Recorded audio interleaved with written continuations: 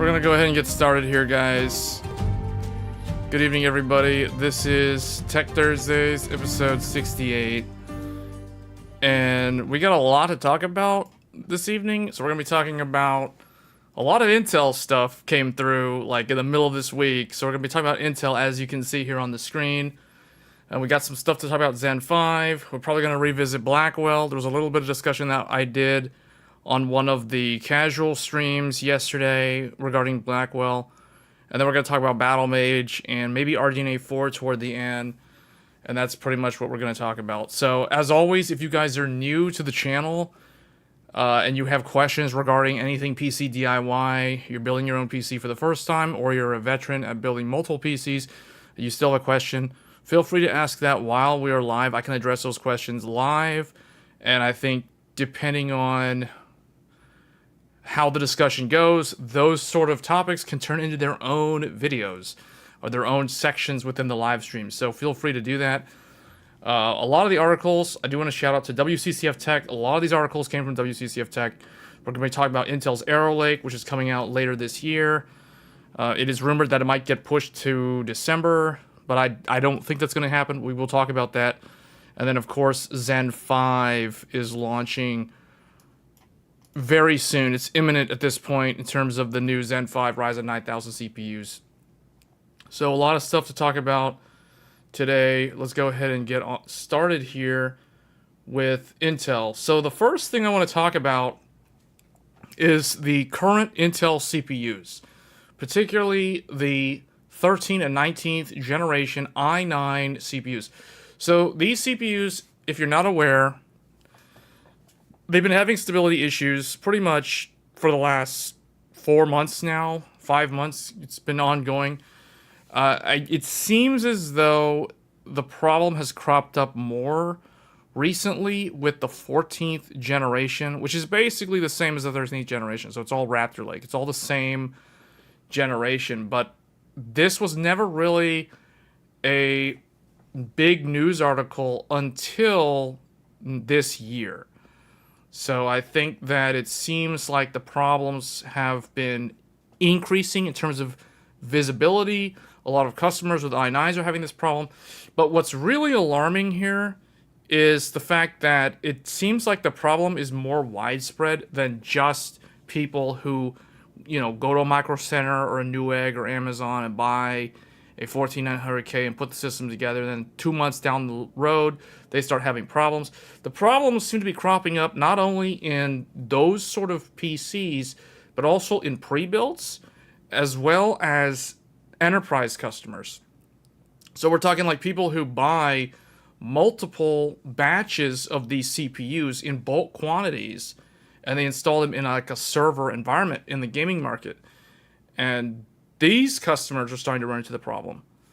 Did you read the tidbits from... Yes, the level 1 text video, Shadow, that is exactly what we're going to talk about, because I watched that video. I watched that video from Wendell, and it's a very good video. Probably the best video on the internet right now that digs into this article. So that video is actually referenced in the WCCF Tech article. So it does seem like the problem is... If I had to guess, based off of the comments in that video, there seems to be a manufacturing problem with the Intel CPUs. It doesn't seem like it's caused by people overclocking, although I would say that overclocking would definitely accelerate these sort of problems and make them happen sooner rather than later. But these are some very, very serious issues that could have some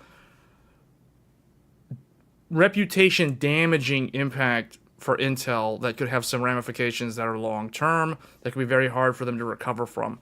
So, but yeah, I definitely recommend watching. We're not about to watch this whole video on the live stream. I recommend you guys go check out Wendell's video on the Level 1 Text channel.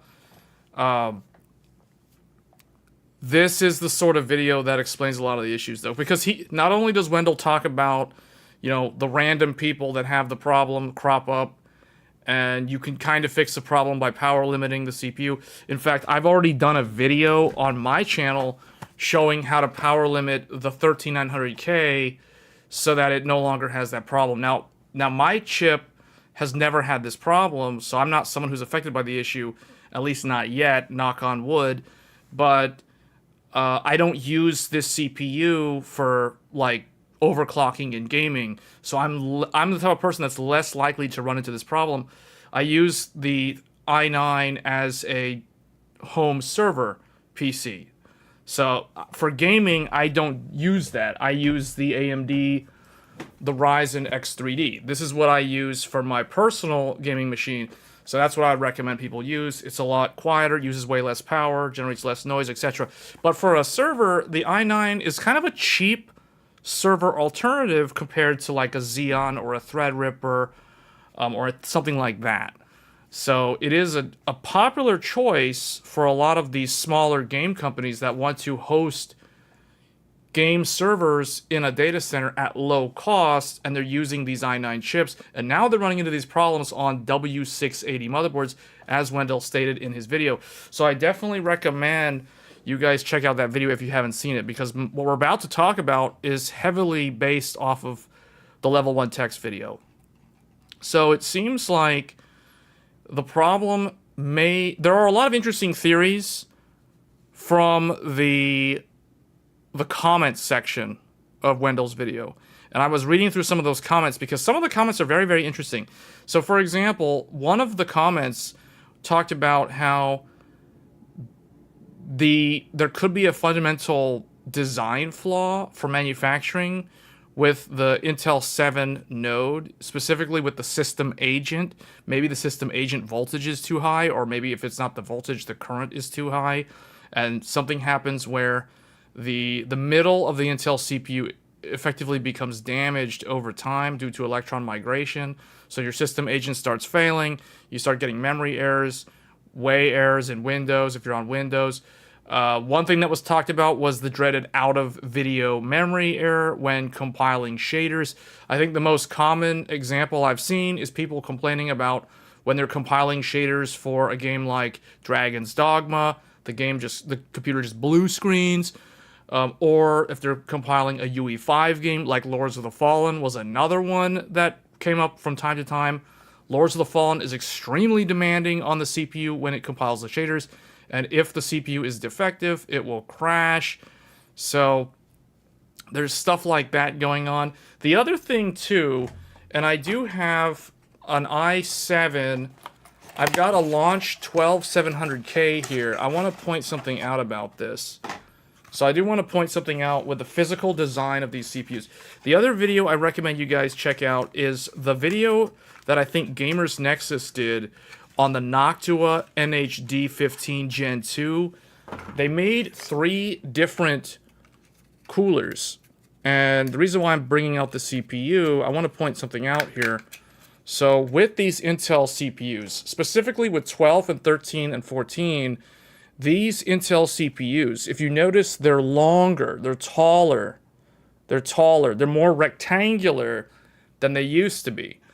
And what ends up happening is when the LGA socket retention clamps down on them, over time, what has been discovered by Noctua is that the IHS tends to become concave, meaning it bends inward, so you're basically not making full contact with the middle of the IHS anymore, so there's a gap, and your thermal paste is not very effective at that point. So things like that could lead to bad temperatures, and that could potentially... There were some comments on the Level 1 Tech's video talking about theories about hypothesizing whether or not because the chip is a long rectangle in here, maybe inside it's getting micro cracks or something under pressure due to the heat convection cycles. So there's all kinds of interesting theories regarding the Intel 13, 14, and to a much lesser extent the Alder Lake CPUs. But all 3 of those generations use this same rectangular shape. And if you look at the motherboard socket layout, the cross pattern is an X, which means it's not really that different from the older LGA 1200, for example, and there may be some some poorly engineered retention mechanisms and stuff like that. So that's another theory that's cropped up. So there's a lot of interesting things here.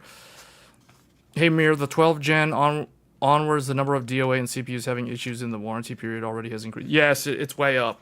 It's way up. And what Intel's doing for the enterprise customers, they're basically sending them like a tray of CPUs and it's like, here, just, you know, swap the CPU when it goes bad. So it's almost like there's a field notice. It seems pretty bad, to be honest. It's pretty terrible what's happening here. So, not a good look for anybody who's on an LGA 1700 CPU. The problem definitely seems to be affecting i9s in much, much higher numbers than i7s and i5s. And I think that's due to the fact that the i9 has a higher heat density per unit area because of the extra E-cores. Because it has 16 E-cores, I think the bottom half of the chip heats up a lot more than the other, the i7, for example, and the i5. And then the fact that it becomes concave because the IHS is flimsy and not very well made, apparently. Which is ironic because I remember when AMD's... do I have an AMD CPU with here? Yeah, I've got an AMD CPU. So here we have a Ryzen 7700X just sitting in a box.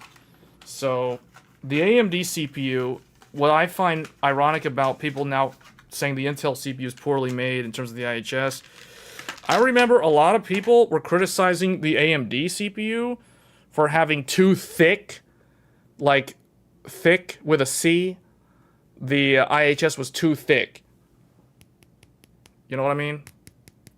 It's too thick. But at least it doesn't bow inward over time. So it's sturdier. It's more durable.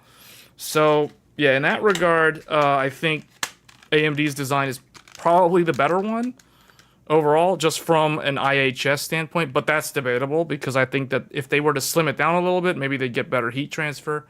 So there's stuff like that. Now basically all motherboard vendors, especially ASUS, set System Agent to insane levels. That is why locked CPUs are never going to be affected.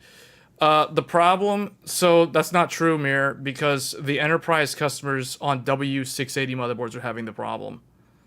And those motherboards, those enterprise boards, are way more locked down on in terms of voltage that it pushes. So I don't know if it's necessarily a voltage problem. W680 runs at DDR5 4400. Well, no, that's if you're running 4 sticks of memory, Shadow. That's if you're doing a 2 DPC configuration. If it's single, because in single DPC, I think W680 runs at 5200. Or I think it supports 5600, but the data center customers were running it at 5200 for stability reasons. And then if they were running... Because Wendell says it in the video. He mentions that. He says that the systems that were 2x48, so 96 gigs total on 2 sticks, those were running at 5200, and then the ones that were running 4 sticks of memory were running at 4400. And that's in line with my own personal testing. Because when I tested 4 sticks of DDR5 on my 1300K, the highest stable I could run 4 sticks at a total of 128 gigs was 4800 megahertz, and that's with, or 4800 megatransfers, and that was with a significant bump in voltage to the VSS, or the VCCSA, the system agent voltage, which I don't recommend doing, by the way. So I think 4400 is probably the upper limit for stability. So the way that those guys have it configured on the W680 sounds right to me, based off of my own personal testing. You still have no info on how these motherboards set the stock voltage on the system agent. Well, I would assume that the W680s are within spec. So if the W680s... See, what's alarming here is the W680s are having this problem in data center environments. And those are not pushing the CPUs. Those are 24/7 uptime, but they're not overclocking the CPU. So they're not running the voltages outside of spec. And those are failing. Those are failing. So that, to me, means that it's not caused by somebody overclocking their CPU. If they're running 4 DIMMs, what is within spec? 3,600 mirror computers. 3,600. We've covered this on the channel many times.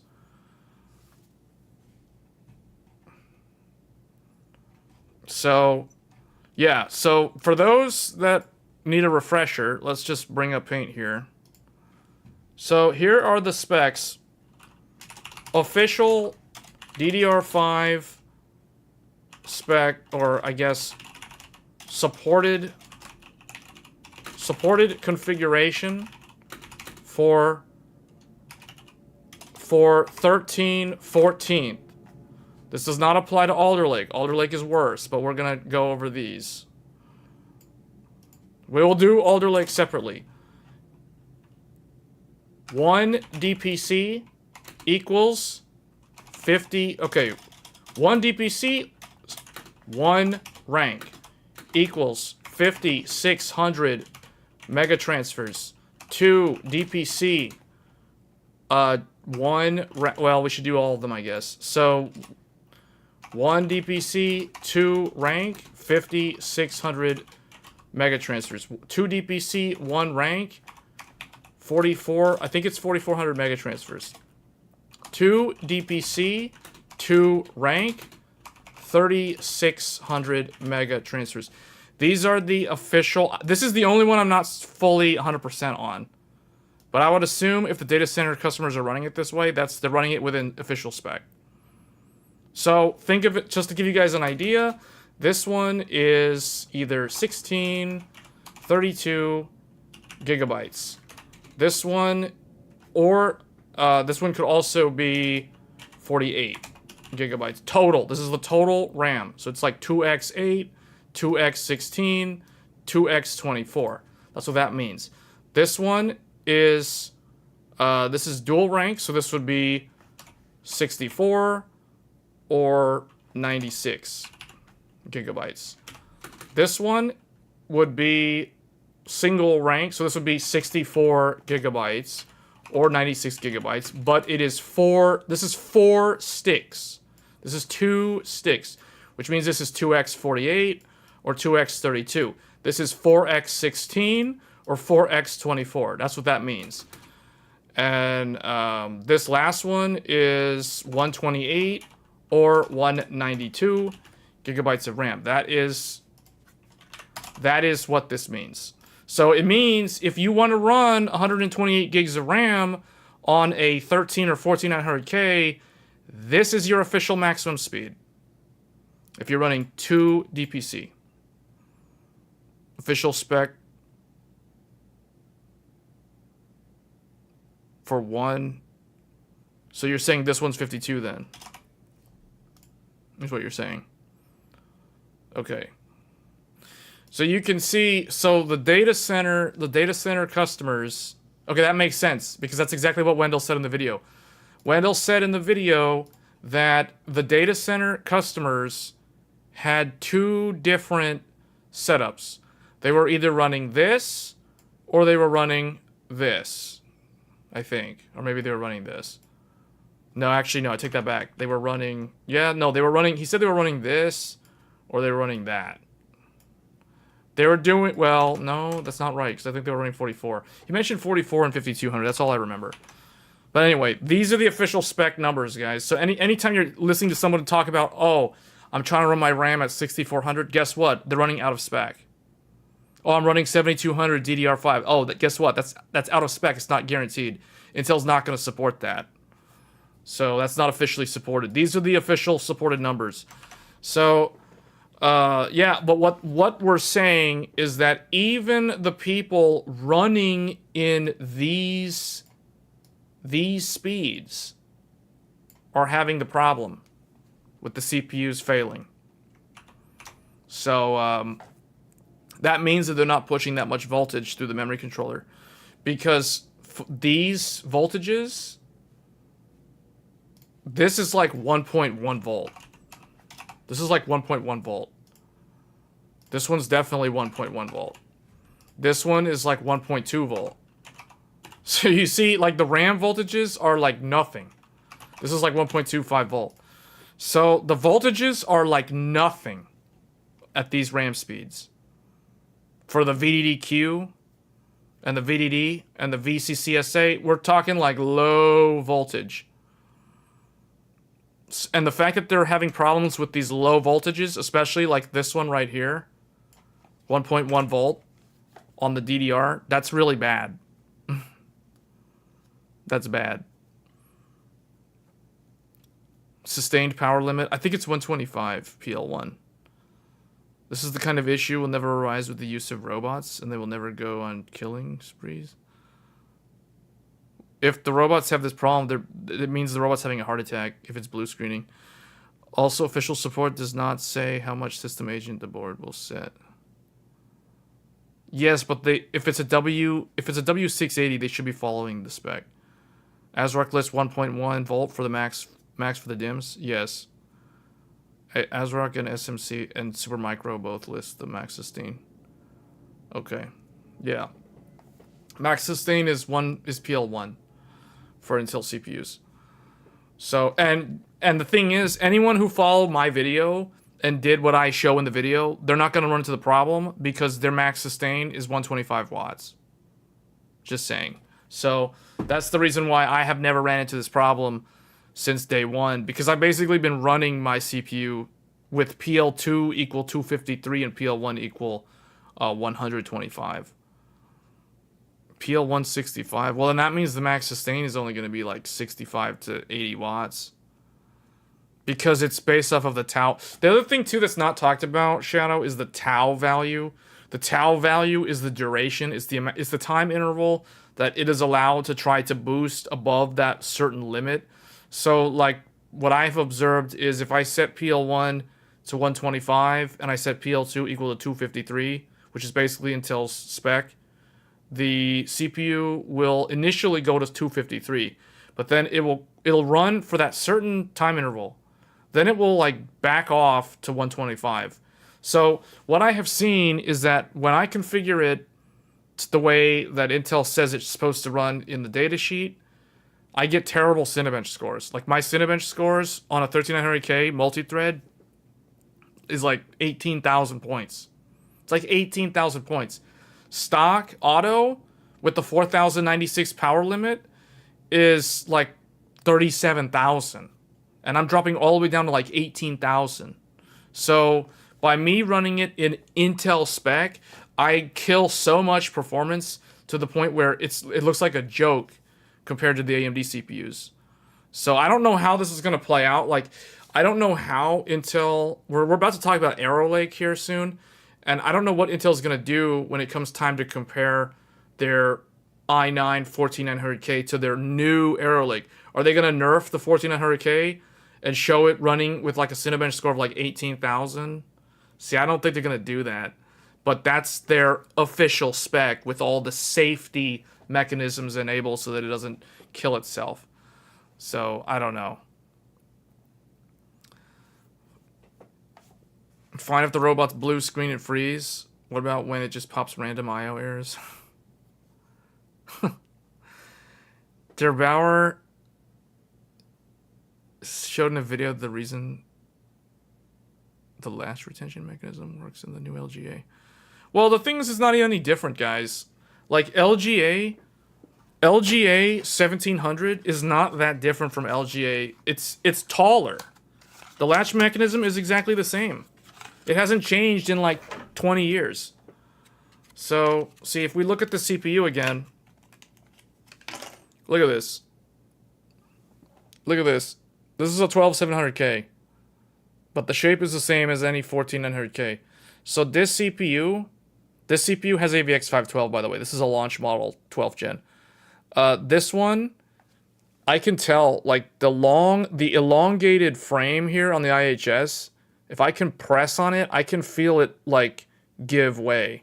If I press real hard on it, I can feel it give out. Like it's sinking. I mean, it's very slight. It's like I'm pressing on some kind of aluminum foil or something. Whereas this one, the AMD one is more like the older Intel. Although this one's heavy, man. Like, look at the thickness Look at the thickness. Look at how thick the AMD CPU is compared to the Intel CPU. The Intel CPU is a skinny little twig. So, like, but the thing, what I'm saying is the old Intel, the LGA 1700 is shaped more square like a Ryzen CPU. Whereas the new Intel, the 12, 13, 14 Intel, it's taller. It's like a rectangle, so it's skinny. So, yeah, I don't know. I don't know if it's a problem with the physical design, but the fact that enterprise customers are running into the problem seems to indicate that it seems like it's a problem with the design. Like there's something poorly designed with the way that there's probably some hotspots that are not being watched in telemetry, and maybe something with the SAs burning up or something and it's failing over time. Who knows? The only way I can see Intel fixing this is with a stepping change. As somebody commented in the level 1 text video, they said that they can see a stepping. I agree with that. I think that a stepping change will resolve the problem. So, and Intel's just going to try to keep on the low and just replace these via RMA silently. And you know what? That's why they discontinued 13th gen.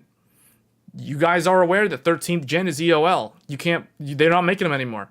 They make 14th gen, but I think what's going to happen is they're going to do a stepping revision change for 14th gen, and that will ultimately what fixes the issue, but I don't know when that's going to actually be announced. So 13900K, all those CPUs, they're gone. Like, they're done. They don't make those anymore. They're relics. The 12th gen is still manufactured. And the reason why 12th gen is still alive and well, I've said this in a previous stream, is because of Sapphire Rapids. But I think Intel is rapidly trying to move to, Ice Rapids or whatever the new one is, Sierra Rapids, whatever the new one is with the 192 E-cores or whatever it was, the one that was shown at CES, or not CES, at Computex. That one is going to replace the Alder Lake stuff, because the Alder Lake CPUs, those are using Golden Cove P-cores, and those are still used in enterprise. And that's the reason why 12th gen is still alive and well, and 13th gen is dead and killed off and swept under the rug.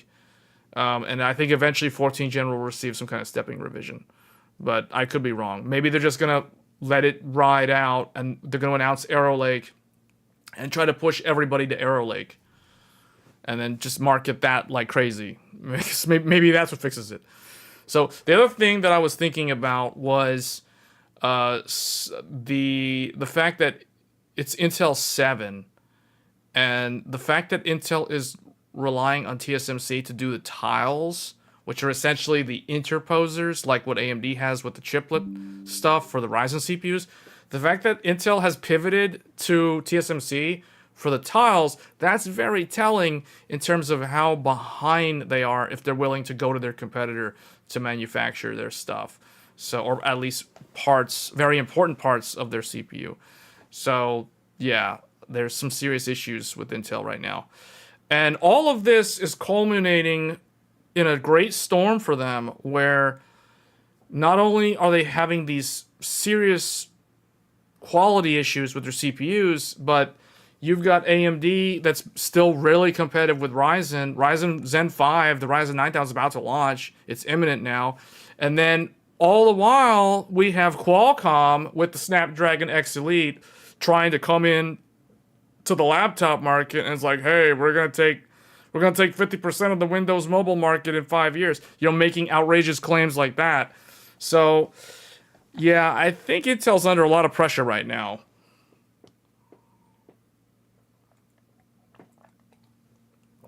And they want to be competitive in GPU, and we're going to talk about that in a little bit. I think that's the topic that I think a lot of people are going to want to stick around for. Intel graphics cards. But, yeah, they're trying to do a lot of things, and so far they're not really succeeding in any significant way in any one of these things. Unfortunately for them. AM5 does not need a contact frame. None of them need a contact frame. Why would you... Okay, here's the thing, guys. Here's the thing. I want to point something out. If I buy a car, If I buy a car, do I need to install a custom frame for my engine to mount my engine to keep the engine in the car? In the engine block bay? Do I have to buy a custom frame for my engine for my car? Why would I need to do that? Why would I need to do that? That's the stupidest thing I've ever heard. Like, the people who are having to who think they need to buy contact frames for this, that is ridiculous. Am I gonna buy a contact frame for my 1300K? Hell no. I'm never gonna do that. Am I gonna buy a contact frame or the little plastic thing to cover the thermal paste from falling in the sides of the Ryzen CPU? Never. I'm never gonna do that. That is completely pointless. There's no reason that anyone has to do that. If it was poorly engineered, I'm not gonna buy it. Like, why would I buy it if it's Think about it like this, guys. Would you buy a brand new car if you had to then spend like $3,000 more just to get a frame installed to hold your engine down? Do you know how ridiculous that sounds? Think about that for a second. Let that sink in, because that's the stupidest thing I've ever heard. I will never buy a contact frame for any CPU, whether it's Intel. We got Ryzen right here, but I will never buy it for the Ryzen CPU. It's completely unnecessary, and it's completely unnecessary for the Intel CPU. The fact that the fact that people are designing contact frames for these CPUs is sad. It's very telling of the, I guess, the lousy design. But am I gonna buy that thing? No.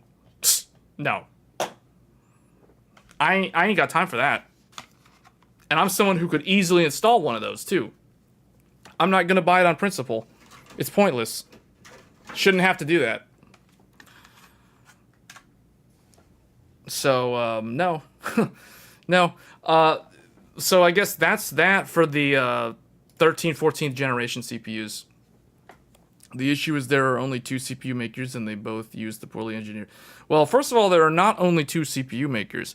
I guess there are only 2 x86 CPU makers, but as we just mentioned, Qualcomm with Snapdragon coming into laptops, into the Windows market, there is more than just 2, but there's only 2 when it comes to, I guess, mainstream desktop, if that makes sense.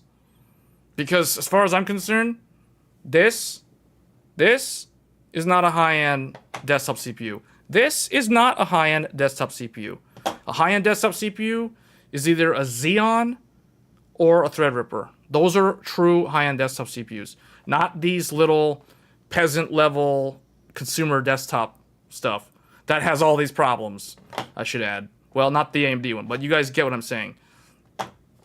Qualcomm has proven to be lackluster. Well, that's how it is when you start out. We'll see how things progress over the next several years. But what's really telling here is the fact that it says here Intel denies RMA requests. I don't know if they're really denying RMA requests. I think this is clickbait in terms of this title. I think Intel is doing the RMAs. They're not really pushing back as far as I know. As long as you have the correct info, like you have your invoice, show proof of purchase, etc. Now, people who buy used CPUs and they run into this problem, yeah, they're screwed. But that's why I don't buy used CPUs. But yeah, that is unfortunate that there are problems, and it creates a lot of headaches for those that have to deal with this problem. And even if they undervolt, that doesn't guarantee that they fix the problem, because it seems like it's something that once it starts occurring, you can try to mitigate it, but because it's probably a hardware problem, there's no real way to fix it permanently besides an RMA. That's what it sounds like to me. So, yeah, it's not good. It's certainly not good. So let's kind of move. Let's pivot here to Intel's next generation, because their current generation doesn't look so good right now. So Intel's entry-level desktop CPUs won't get the Arrow Lake treatment. Core i3 likely still Raptor Lake refresh. Wait, is that true? Intel's entry-level Core Ultra 3. See, this is another thing that is kind of dumb with Intel with their branding. Because you guys know how, like, a few of those low-end 13th gen are actually 12th gen Alder Lake under the cover.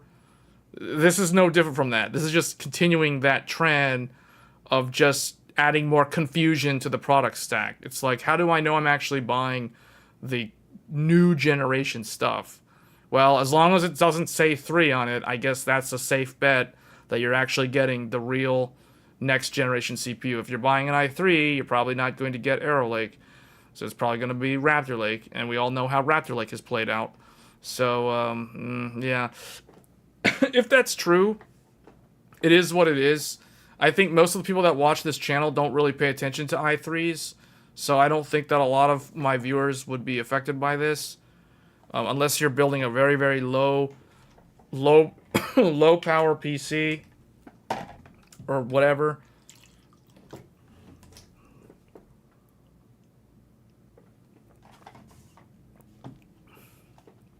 But yeah, unfortunately, i3 or Core Ultra 3 is whatever they're calling it. Core Ultra 3 is may not get Arrow Lake per this article. And I would probably say that's true based off of the track record.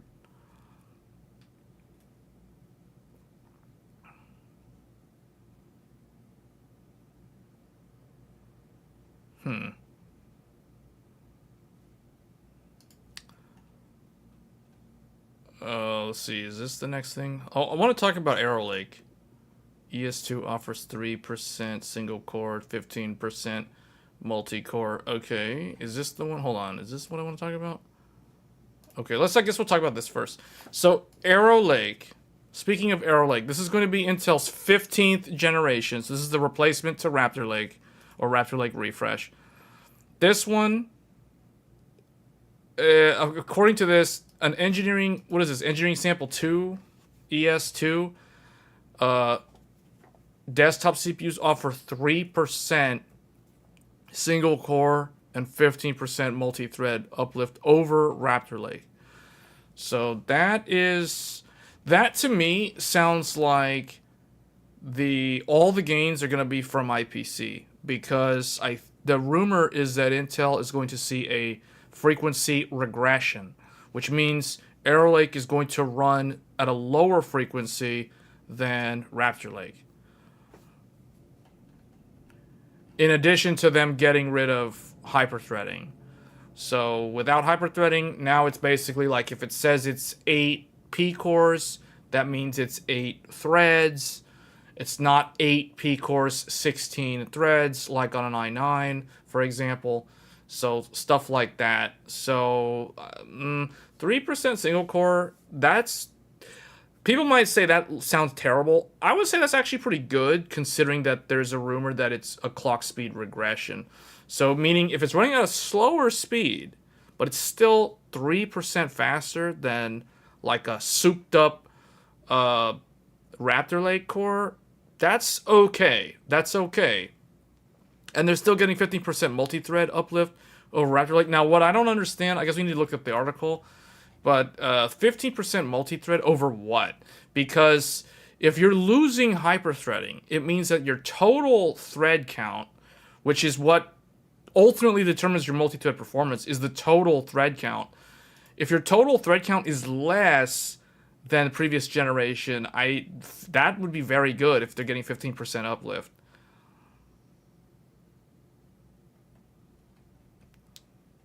So let's see what it says here.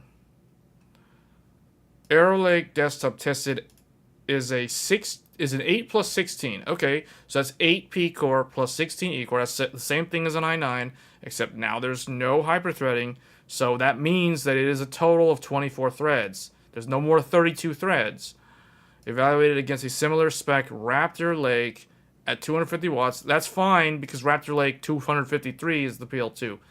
Do note that this isn't a final TDP, but rather used to evaluate maximum potential of chipset at a set TDP. Okay. We've heard, although I don't expect Intel to go above 250, so we can probably call this as real at this point, or very close to real. We've heard from our sources that the TDP for Arrow Lake will be lower. Yeah, that's what I expect as well. So, but I think the turbo is probably still going to be 250, just like the old 13 and 14. So, that's, let's see, it says moreover that CPU Z leak is fake. Okay, this is not absolute. Perf, not IPC. So, okay, versus the 13. So, according to their own, Intel's own slides, they're expecting, or they're projecting here, double-digit IPC. So, 14% IPC coupled with lower power limit, lower max frequency. So, you're talking plus 3% absolute in terms of single thread. So, it's like they're reeling in the power limits and they're bringing in the chiplet style like AMD. So you can't expect it to be this insanely faster part because it's more of like they're trying a new thing for the first time, right? So it's basically Intel starting over again. That's the way I see this. It's like a system reboot. So we currently don't know the exact IPC. Yeah, see, so they're showing here Skymont is a plus 2% in, what is it, single thread integer? Skymont IPC is on par with Raptor Code for general software. So yeah, see, so don't expect this to be insanely fast compared to what we're used to from them. I think this is more of like they're going to a new architecture. This is what they've got. It's kind of like what Pat said.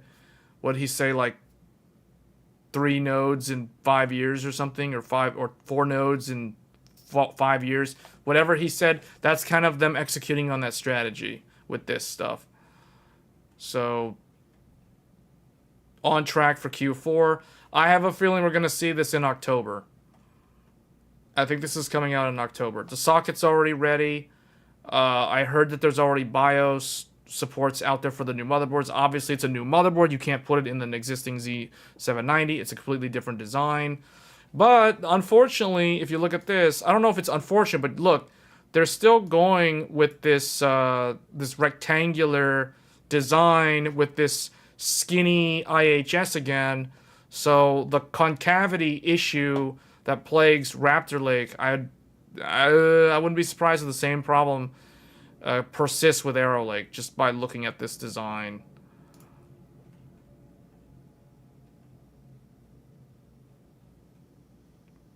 And it looks like they're, what is this? L3 cache up to 36.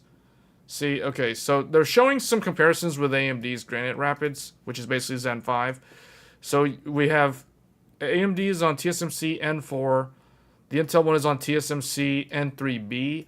Is the whole Intel thing on TSMC, though? I thought that Intel was doing something with their own. Oh, I guess, yeah. I guess Arrow Lake is TSMC, the whole thing. But their enterprise chips are being made on Intel 3, I think, or something like that. I know that their E-cores are being made on Intel's thing, not TSMC, for the Xeons. But I forget what those parts are called. It's all I know is it's the Xeon stuff at Computex, and I know that it's on Intel. It's not made from TSMC, but this Arrow Lake stuff is TSMC. The I/O die is on Intel. Okay, so it is a mishmash. Okay. The iGPU and the cores are on TSMC. Okay, yeah. So the things, the cores matter. The iGPU doesn't matter that much, but for laptops it does. Has anyone done a marking die test to see if long-term bending is causing pin contact issues? I don't think so. I don't think that... You bring up a good point about pin contact. I don't think that the pins would be the problem here. I think it's just the IHS to the die that's affected, not the backside. I don't think the backside's affected. Gelsinger warned the Intel fab team that the next cores would be using TSMC if they didn't get on track. Yeah, but the thing is, they're more incentivized to use Intel's node. But if there's a problem with Intel's node and it's what's causing the failures with Raptor Lake CPUs, then all the more reason to not use TSMC's node. But that doesn't look good considering they got all that public tax dollar money to invest into their fabs, and their fabs are basically failures at this point. That's not going to go over well with the U.S. government or the tax dollars. Let's put it this way. That's going to hurt Intel's stock. Intel's value is not going to... It's going to suffer pretty bad if they can't figure that out. I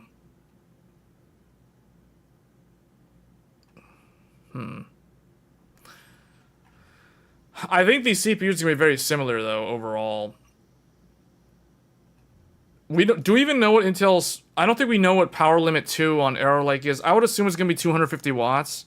The fact that this article was testing 250 watts, I wouldn't be surprised if it ends up being 250 watts. But they're gonna advertise it as like a 125 watt TDP like they always do, with a 253 watt TDP PL2. And then AMD has like a 170 watt on the 16 core. So I think nothing's gonna change, guys. To be honest, I think they're gonna perform basically... It's like the same stuff that we have now, just add the percentages on top, and that's basically what you get. But what I'm really curious to see with the Intel CPU, more than anything else, I want to see how the power consumption is on this new Intel CPU. Like, going with TSMC's node, what happens to the power consumption? Because Intel's garbage node is what caused it to be this 250, 300 watt disaster, and now all these failures are happening with the CPUs. So what happens when you go to TSMC? All of a sudden those problems go away? Does it become like AMD now where it doesn't use that much power magically? So, because the way I look at it is, from my perspective, Intel's P cores are mimicking more like Apple's cores. Because Apple's cores have insanely good single thread performance without having any sort of SMT or hyperthreading like feature. So that's kind of the reason why Intel's going away from hyperthreading. There's also other things too. There's the like Spectre and Meltdown, those sideline execution vulnerabilities that plagued Intel CPUs for years. Those were typically exploits that dealt with hyperthreading because of the nature of how the core would split workloads into a core doing a virtual thread versus the physical, and you have two because of hyperthreading. So you know what I mean? Like, that's a lot of the reasons. One of the main reasons why they wanted to ditch hyperthreading was because of security. That's one of the reasons. That's not the only reason, but that's one of the driving factors. Because a lot of people, I get that question from time to time, like, why is Intel getting rid of hyperthreading? Like, doesn't that mean that their CPU is going to be worse? Well, not if their IPC improves so much that it can make up for the loss of having that extra thread. But this will be the top-end SKU for Arrow Lake will be a 24-core, 24-thread CPU, which is interesting because the last time Intel had a CPU that didn't have hyperthreading at all was in the Coffee Lake generation when they had the i7 9700K, which was an 8-core, 8-thread i7. So it was an i7 that did not have any hyperthreading. And if you go further back, the i5s are the ones that didn't have hyperthreading. The i7s always had hyperthreading. So now we're getting like no hyperthreading with these new CPUs at all. So, in other news regarding Arrow Lake, the rumor is that it's going to launch in December. I don't believe this. I think this is fake news, personally speaking. I think Intel is going to launch in October because maybe what this could be like international markets. Certain markets get it in December, others get it in October. That makes sense to me.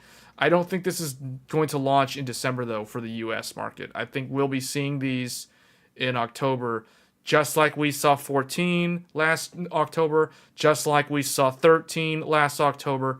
The one exception was Alder Lake was November of 2021, so it was like delayed by like half a month. I think it was like November 3rd or something was when 12th Gen came out. But the reason for that was it was the first one to allow DDR5 and DDR5 was in short supply, and DDR5 was insanely expensive. That was back in the day when if you wanted 64 gigs of RAM, you were paying $800. I'm not kidding. That's true. So that's why everybody bought DDR4 motherboards with Alder Lake. And that's the reason why when I benchmark 12th gen, I benchmark it with DDR4. If I benchmark 13th gen, I benchmark it with DDR5. That's how I will do my testing. I will not do both. I will only do one and the other. So expect that. If I do show 12700K results against like Zen 5, for example, it will be a DDR4 based platform showcasing Alder Lake. I will not test Alder Lake with DDR5 because that's not representative of the majority of people that bought into it. So that's typically how I do things. I usually go by industry trends and what's actually in the real world, not what some test lab shows in some hypothetical scenario that no one actually uses. So 24 thread, not 32. Yes, that's correct. It's 24 thread, not 32. So it'll be interesting to see how this thing performs against the outgoing i9. Like, I want to see how Arrow Lake compares to a 14900K. Like, that's what I want to see in multi-threading workloads. Also, the Zen 5 stuff. I want to see how it does against Zen 5. Obviously, Zen 5 is coming out soon. I will be making a lot of videos on Zen 5 in the next 2 months, I would say. So, and then when Alder Lake comes out, I don't know what I'm going to do about that. Alder Lake, if I'm going to test Alder Lake, I'm going to have to buy a new motherboard, so that's going to be annoying. It's going to cost more money because of that. So we'll see. I don't know if I'm actually going to get Arrow Lake. Did I say Alder Lake? I meant Arrow Lake. So I don't know if I'm going to get Arrow Lake on launch. Zen 5, it's a no-brainer. It's easy because I already have my motherboard BIOS updated and ready to go. So I will be streaming the installation, the upgrade for Zen 5. So just like I did when I did that Threadripper build last year and that X3D build, I will be doing the build video live stream for the Zen 5 CPU on this channel. So it's going to be pretty simple. It's basically just take out the heatsink and put the new CPU in and put the new heatsink back on with new thermal paste. So pretty straightforward upgrade, to be honest. The BIOS is already updated to the latest one. So the low latency. Oh, I haven't seen. No, I didn't see your results. Hold on. Oh, wait. Maybe I did see it.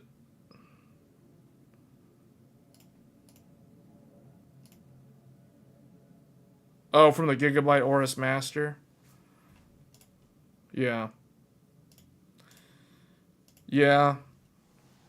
What's funny, though, is how 8,000 is actually easy to do. 8,000 DDR5 is actually very easy on Zen 4.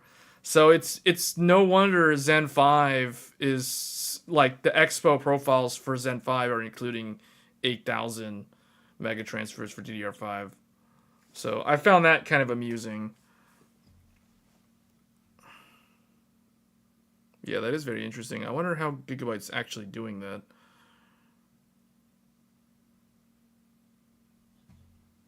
Okay, so we've talked about that. So we will expect to see this. We expect to see this in October. So moving on now. Is there anything else I want to talk about on Arrow Lake? What is this? Oh, Arrow Lake and Lunar Lake. Core Ultra 200 support added to CPU-Z. So they already have CPU-Z support, which is very interesting, which means that they're already out in the wild, these Intel Core Ultra stuff. Yeah, because the Zen 5 stuff, that makes sense because that's coming very soon, but the Intel stuff is already out there too. That's interesting. Which means Arrow Lake, I would say Arrow Lake's samples to like Asus and those guys was probably sent out in bulk back in Q1. So they can do their designs and have that stuff shipping out in Q4. Because that gives them like a 8-month lead time. 8-9 month lead time.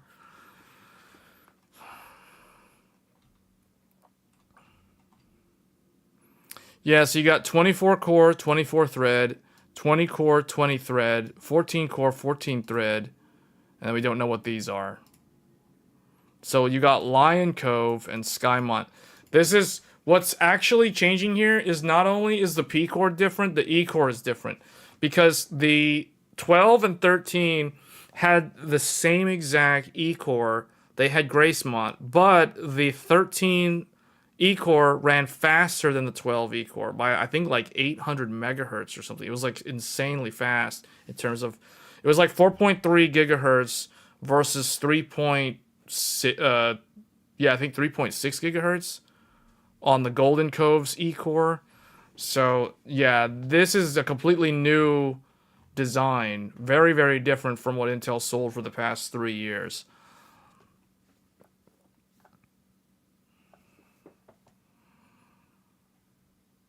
Yeah.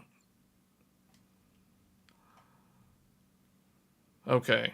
So I think that covers Intel's Arrow Lake. That's what I wanted to talk about that. So here's what I expect. I expect it to be faster than 14th gen. I expect the single thread to be faster than Zen 5. Now, I don't know about the multi-thread. Multi-thread is going to be really weird. Multi-thread on Arrow Lake is going to be really weird because it only has 24 threads. So what could end up happening is Arrow Lake wins against Zen 5 in single thread by a few percentage points, but it loses in multi-thread by a noticeable amount because it's only 24 threads versus 32 threads. So it'll be interesting, though. We'll see what happens here. They're basically matching the same amount of cores with the threads. It will be interesting to see how they'll perform. They're basically making it like an Apple processor. That's how Apple CPUs are. They don't have hyperthreading. So yeah, I think of it as I like to think of all this CPU stuff like Dragon Ball Z references. So basically, if you guys remember in Dragon Ball Z, they had this ability, the Z fighters had this technique called split form or tri technique, where they could literally split into like a clone version of themselves. So it would be like two Gokus fighting against Frieza or something. Like that's basically what hyperthreading is. So activate hyperthreading, they go split form and there's like two of the same core. So that's how I've always visualized what hyperthreading and SMT is. So basically with Intel Core Ultra, it no longer has the ability to do split form technique. It's basically just one thing now. Or the other analogy that I like to use is two hands. Like the robot has two hands, but if you remove hyperthreading, now it only has one hand. So, but you know, the speed at which that hand can move determines how fast your thread actually works. So, we'll see. Yeah, it'll be interesting though. This will be very very interesting because it's been a long time since we've seen the last time we've seen a change like this was when they introduced big core little core. And Ernesto, thanks for the sub. Much appreciated. But yeah, the last time Intel did something different was when they introduced E-cores on Alder Lake. And now, the new thing is no more hyperthreading. That's like the new thing that they're doing. So they're still sticking to the big core, little core, asymmetric core architecture, which, depending on who you talk to, there's people that are not big fans of that, to be honest, because of the issue with certain applications getting assigned to the wrong cores. So, hyperthreading a virtualized environment? No, not really. No. Virtualized environment, if you're talking like hypervisors, no. It has nothing to do with like a VM. No. It's something with the way the scheduler is able to assign more than one task at a time to an individual core.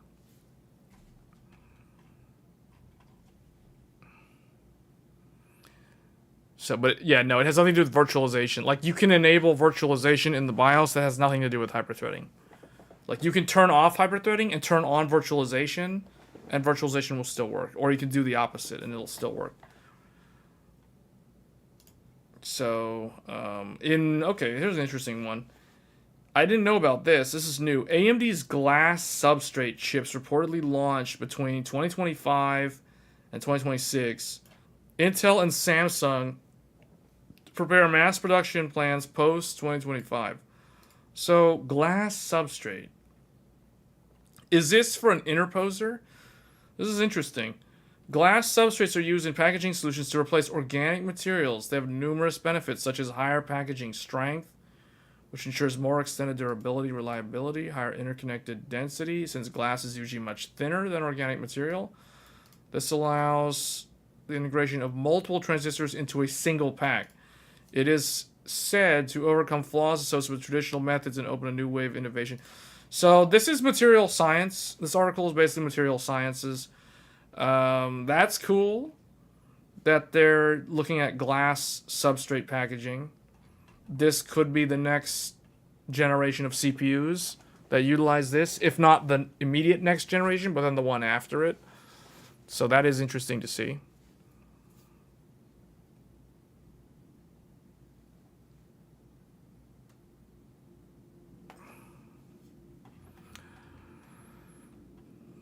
Samsung is doing the same thing.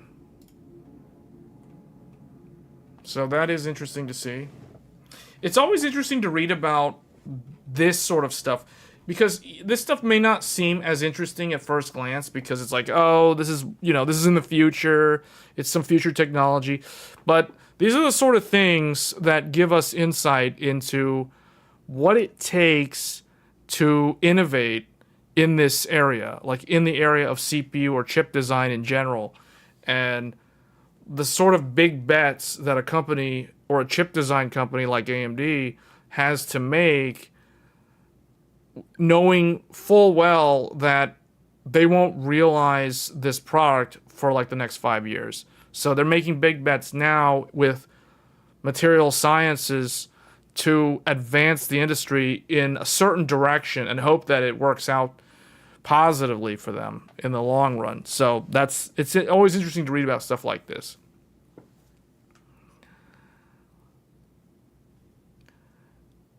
Yeah, I don't think we're going to see chips that use this come out in 2025 or 2026, but this would be more like 2027, 2028 and beyond, if this is the way that they're going with the industry.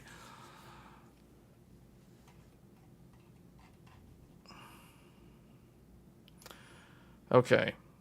This is Zen 5. So Canadian retailer lists Ryzen 7 9700X for 516 Canadian dollars and a Ryzen 5 9600X for 400 Canadian dollars. Plentiful CPU stock incoming for launch day. Okay. Now, they say plentiful CPU stock.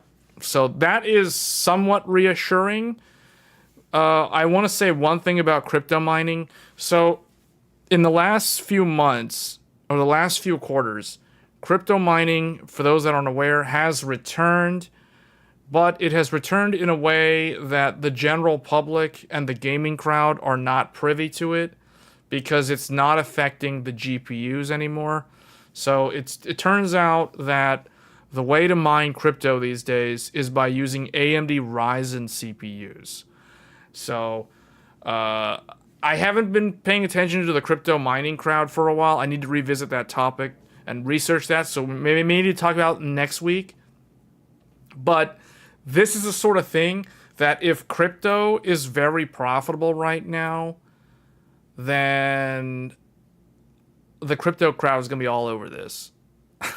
That's all I'm saying. Like, if this turns out that it's significantly lower power, the reason why I'm saying this is because if a 12 core, for example, is like 120 watt TDP default, and you can undervolt it down to like 70 watts or 60 watts, then that can be very profitable from a crypto standpoint.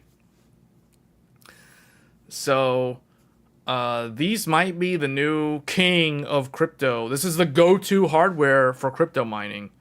If the Zen 5 CPUs are as energy efficient as what they've been advertised as such, if they're like, for example, like 65 watt TDP for the 6 core and the 8 core, so I think it was like 120 watt TDP for the 12 core, which means that might be the crypto king for the power budget, because the thing with crypto, if you don't know anything about crypto mining, it's all about your power bill every month, like how much electricity you spend every month.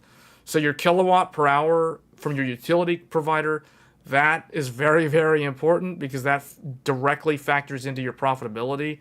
And then also the coin that you're mining will determine how realistic it is to make money doing that. But yeah, the CPU, the more energy efficient the CPU is, the better. And that's the reason why these Zen 5 CPUs might be the new crypto king in terms of hardware for the crypto crowd. But yeah, that's something I need to look into, because I remember crypto mining came back this year. And remember, guys, I predicted it would come back. If you guys have been watching my channel for a while, you guys remember when I drew in Paint, I drew the timeline, I drew 2017 was the crypto wave, I drew 2021, and that was the last crypto wave, and it follows this 3-year trend, and here we are in 2024, so right on schedule, it came back, but it turns out that now they're using CPUs to mine. So that spares the GPU market. Because we could have easily landed into a similar situation that we experienced back in 2021 with GPUs. But because everybody flocked to Ryzen CPUs this time, we didn't notice it. Because not everybody upgrades their CPU all the time. A lot of people will sit on the same CPU for like 5 years. But they'll upgrade their GPU like every 3 years, for example. So you can go like every other generation. You could go like 3-4 GPU generations on the same CPU. So that's the reason why we never really noticed it. But I know that crypto mining is a thing because I would go to Micro Center and I would ask the salespeople about it, and they're like, yeah, it's almost every day we get these web orders for like these Ryzen 9 CPUs. It's always the same CPU. It's either the 7900X or the 7950X. And if it's not those two, then the crypto people are going after the 7900X 3D, because the gamers kind of ignore that one for some reason. They always go for the 7800X 3D or the 7950X 3D. They always skip the 7900X 3D. So that's the one that the crypto guys are like, hey, it's readily available, I'm going to get that one. So that's what they've been doing. And AM4 has also been very, very in demand. The 5950X, the 5900X, those have been in huge demand from crypto mining pretty much the first half of this year.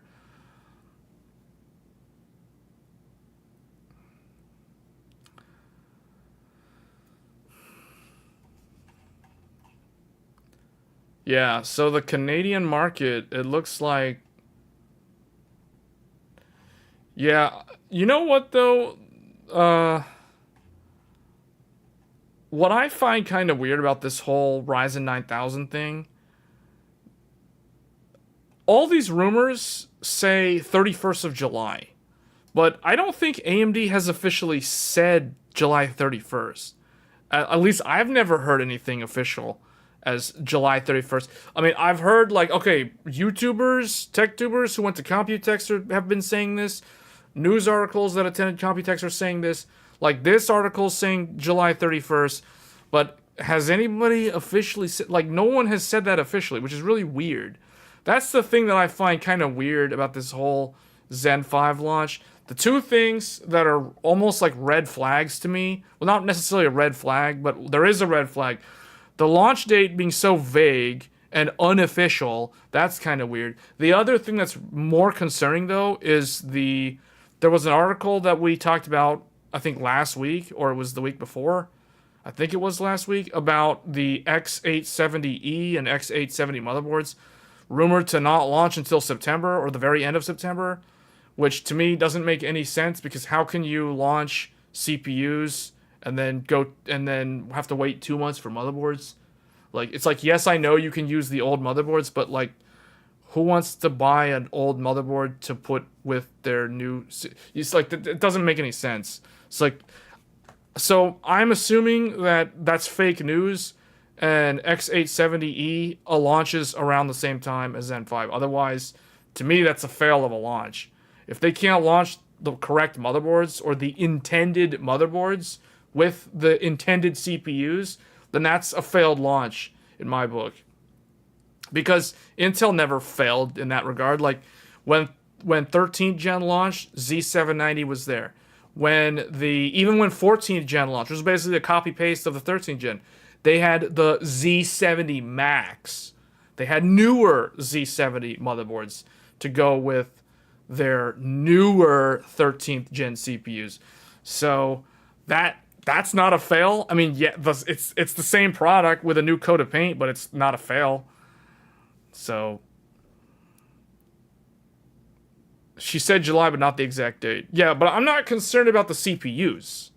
See, I'm concerned about the motherboards.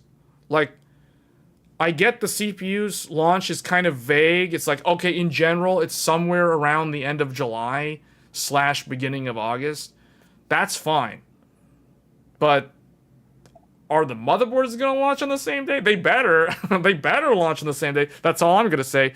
Because who wants to buy a motherboard, an old motherboard from 2022, like an ASRock Steel Legend or a Gigabyte Aorus Elite or whatever? They're going to buy some old motherboard that was meant to go with Zen 4, and they're going to have to use BIOS flashback because most likely it's been sitting on a shelf at a Micro Center and it's on a BIOS that doesn't recognize Zen 5. So you can't just install Zen 5 in this old motherboard and expect it to work. You see what I'm saying? Like, that's going to cause that's just going to be a bad launch because I can see it now.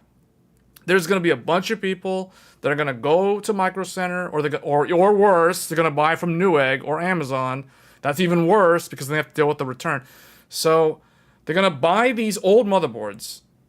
They're going to buy an X670 motherboard or a B650 motherboard. And then they're going to buy a Ryzen 7 9700X.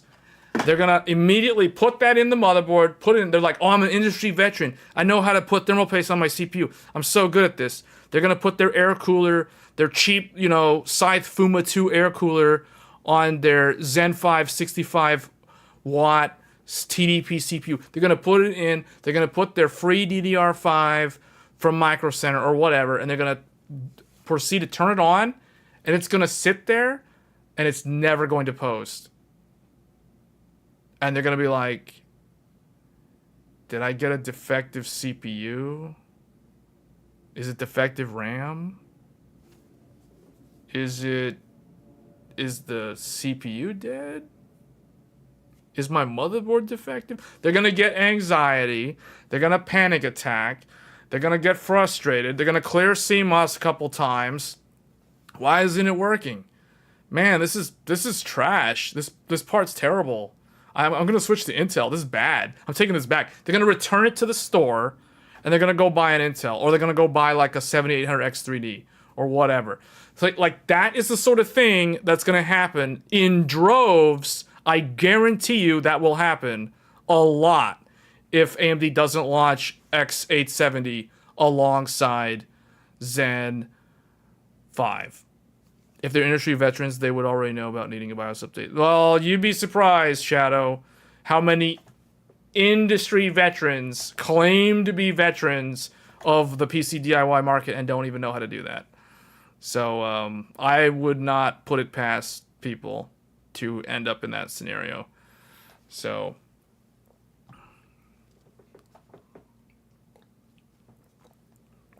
because I'll use myself as an example. So when I bought the X3D last summer, it was about a year ago, I bought a X670E ASRock Steel Legend to pair up with the X3D. And guess what? Guess what BIOS? The ASRock Steel Legend. I did the build video. It's on YouTube last year. Guess what BIOS a motherboard that I purchased in July of 2023 had, and this was sitting on the shelf at Micro Center. Guess what BIOS this motherboard had? Keep in mind, it was July. It was July of last year. So you would think, okay, if it's July of last year, it probably has a BIOS from like May. Like it's probably 1.24. which means it's a GISA 1007A, which means it supports X3D. But guess what it had on it? It had this one. 107. A motherboard sitting on a Micro Center shelf, brand new, purchased in July of 2023, had a BIOS from September of 2022. Which means when I installed my X3D CPU in this brand new motherboard, it didn't even post. It didn't post. So I was like, okay, I know that the memory training takes a while, but I don't understand why the memory, like, why is the DRAM LED not even blinking? And this motherboard doesn't have a postcode debug on it, so I didn't know that there was a 0D code. And the DRAM LED is not blinking, so it's not memory training. So there's something else wrong. So can you imagine? Now, obviously, I know, okay, I have to update the BIOS. So what I did was I updated the BIOS. And then after that, everything worked. But can you imagine if someone like me goes and buys a motherboard and it has a BIOS from the previous year, it has no idea what the X3D CPU is. Imagine if someone else ran into the exact same scenario, only this time it's a Zen 5 CPU with a motherboard that has a BIOS from a year ago, for example. So this is the reason why X870 and X870A needs to launch with Zen 5 together. They must launch together. Otherwise, the experience that I just described is imminent, and it's going to cause a lot of returns. It's going to cause a lot of headache for the stores, the retailers, and it's going to be even more annoying for places like Newegg and Amazon. It's going to be a worse customer experience for the people who buy online because they're just going to ship it back to Amazon, and Amazon's not even going to do anything. They're just going to be like, okay, throw it back in the, returns depot and blah, blah, blah, and resell it used or whatever. Like, okay, but see, that just creates a bunch of unnecessary nonsense. So, not that difficult to slap a sticker on there telling people, okay, yeah, but see, that's throwing it on the stores. That's throwing it on the retailers to go ahead and print those labels and stick those on the boxes. Because how are they going to know, right? Like, the only way that they would know is they'd have to look on the motherboard, and I guess the serial number has the manufacture date encoded in there somehow, or some such, and that's what they're going to have to do. But all I'm saying is that, to me, is bad. Like, I can't help but think if Steve Jobs was alive and he heard me telling this story, he would be like, yeah, no, Apple would never do that. Like, if Apple's launching a new product, it will launch smooth, it will be perfect, it will be a 10 out of 10.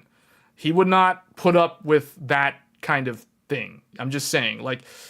And I agree with Steve Jobs. Like, that, all I'm saying is the motherboards that are meant to go with these CPUs, they should launch together. Otherwise, the CPU shouldn't launch. As far as I'm concerned, if X870 can't launch end of July, then Zen 5 should be pushed back to whenever X870 launches. Otherwise, it's going to be bad. Steve Jobs was around for intent again. Yeah. Yeah, but I'm just saying, like, this is a disaster waiting to happen for Zen 5, and it's an unnecessary thing, and I have a feeling that I can see it now. I can see YouTube channels like Hardware Unbox and others, not to really call it Hardware Unbox, I'm just using them as an example, but you know what I'm saying? Like, I can see reviewers saying, well, it would have been much nicer if the motherboards that are actually meant to launch, and users will have to... there will be a bunch of asterisks in the review. Like, okay, you're going to have to update the BIOS, and there's an extra step. And so, to me, that's not good. That's not what I consider an optimal user experience. And this goes without saying, like, if somebody was going to buy a brand new CPU and do a whole new build... if given the choice between the X670 versus the X870, like, old chipset paired up with new CPU versus new chipset paired up with new CPU, I think they would take the latter. I think they would go with the latter. I mean, I definitely would. The manufacturer should have a sticker reminder or warning to update BIOS for newer processors. Yeah, they can do that, but you know what? I have a feeling that even if they do that, there's still going to be a bunch of people that don't understand what to do. I'm just saying, like, that's how it is. What is the old saying? You can bring a horse to the stream, but you can't make them drink the water. Like, you can do all of that. You can put stickers all over the thing, and like ASRock put that one sticker on their DIMMs to warn people about memory training. You know, that didn't really go over well, so I don't know. Like, I don't think that's gonna work. Buy a pre-build?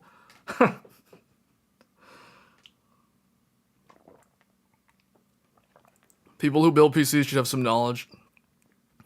I kid you not. I know a bunch of people that know how to build a PC, but they're not going to update the BIOS because they're afraid they're going to break the PC. So I have to update the BIOS for them. I'm just saying, and these people are totally competent in terms of they can put the entire thing together by themselves. Like, I'm talking about somebody who you can give them all the computer parts and they can put it together flawlessly. They can do the cable management. They can put the liquid cooler together. They can do the thermal paste and all that good stuff. But when it comes to updating the BIOS, nope. Time out. No, I'm not touching that. I'm not gonna break that thing. No. Like, so there's a lot of different kinds of people out there when it comes to building PCs. That's all I'm saying. Can't brick it. They don't know that, Nero. They don't know that. They don't trust. No, they don't know that. If you know how to build a PC, not necessarily. Not necessarily.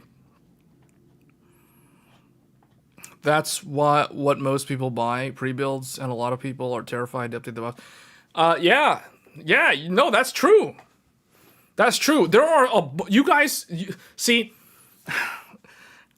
It's very hard to, like, as an enthusiast, you have tunnel vision on assuming things are like easy to do, but it's not always that simple. You have to try to put yourself. You got to zoom way out, and you have to, like, think about it from a different perspective. You know what I mean? Like, imagine if somebody, man, just think of something that you had to do once in your life, and it's been like a decade since you've done that thing. Can you imagine? It's learning curve, guys. It's learning curve.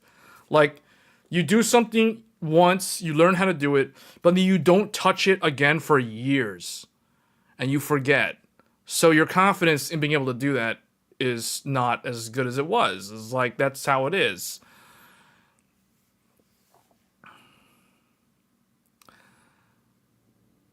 You would point them normally to a laptop so they can go to Lenovo support and upset them instead. They expect help and support and they don't understand the basics.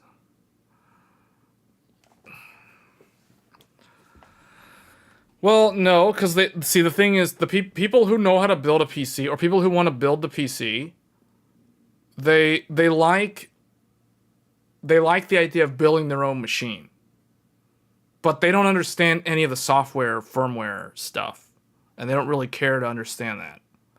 You know what I mean? They just want their RGB, and they want to be able to play Fortnite, or Call of Duty, or whatever, or Final Fantasy 14.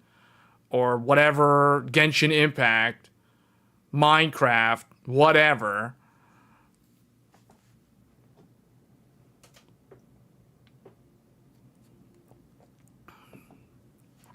It's simple enough to copy down the settings.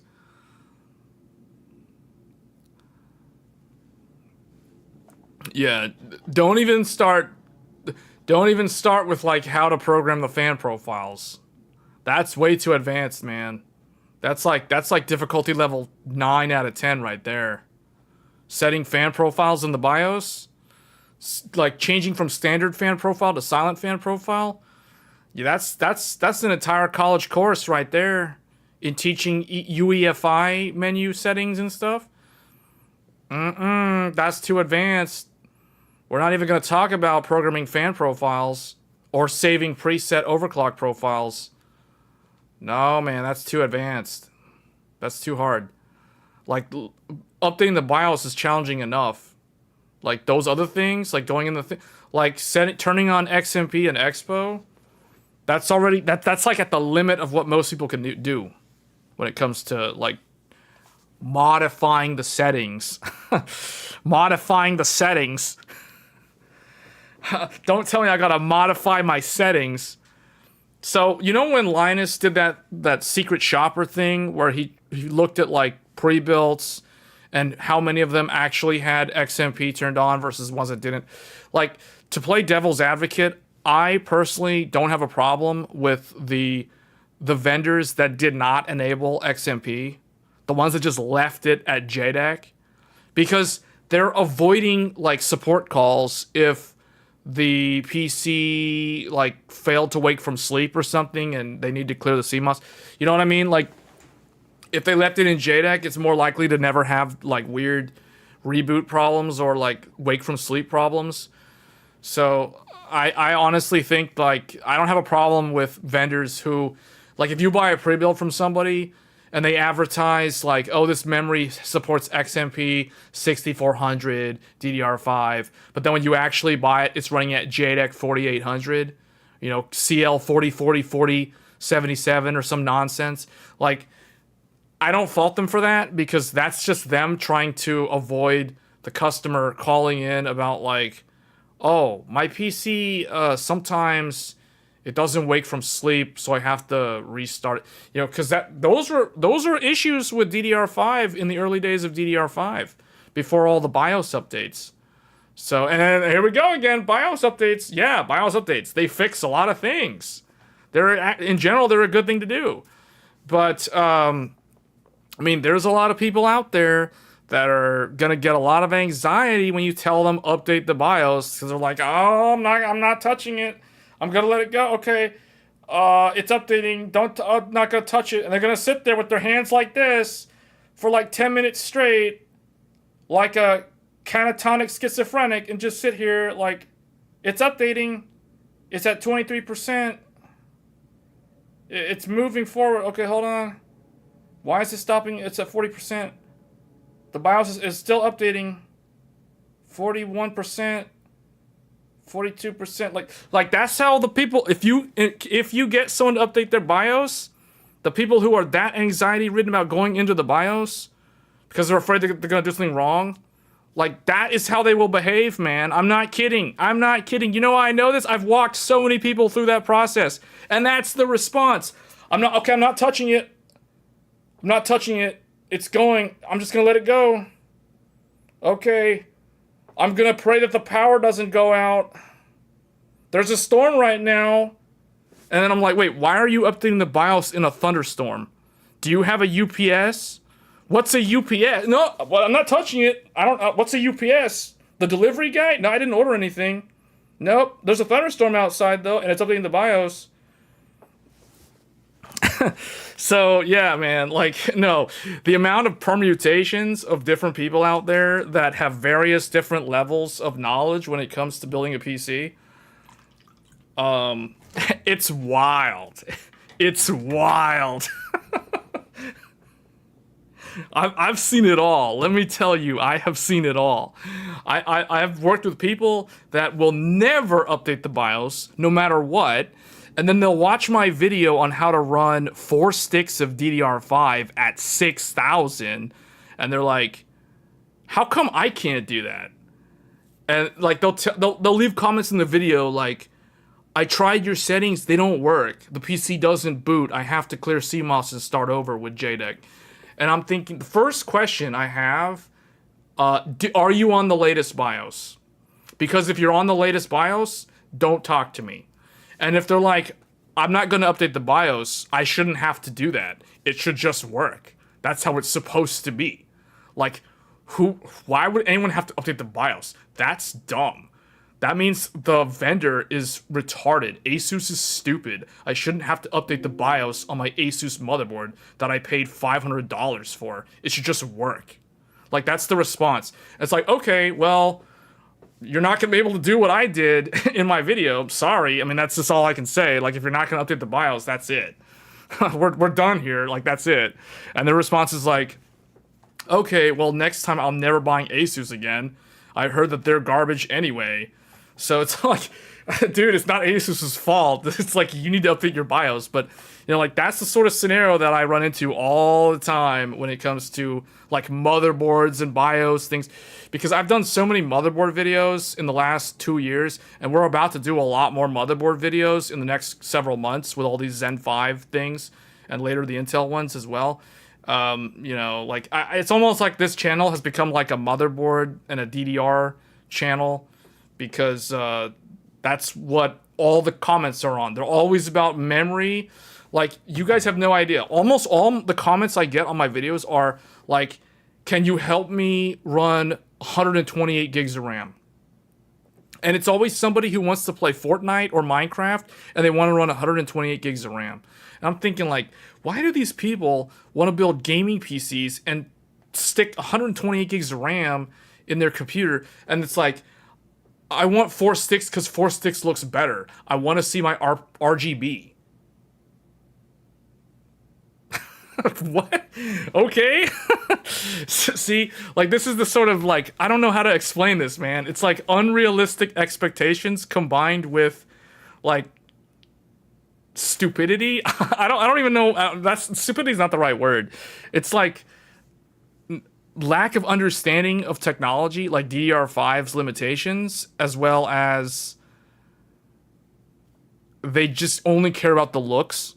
Like, if you tell them that like 4 sticks of DDR5 is actually worse than 2 sticks of DDR5 with the same amount of RAM, they'll be like, yeah, but 4 sticks looks better. I just want it to look good. I don't care if it's like a little bit worse.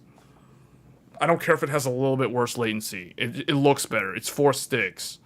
You know, like, oh man.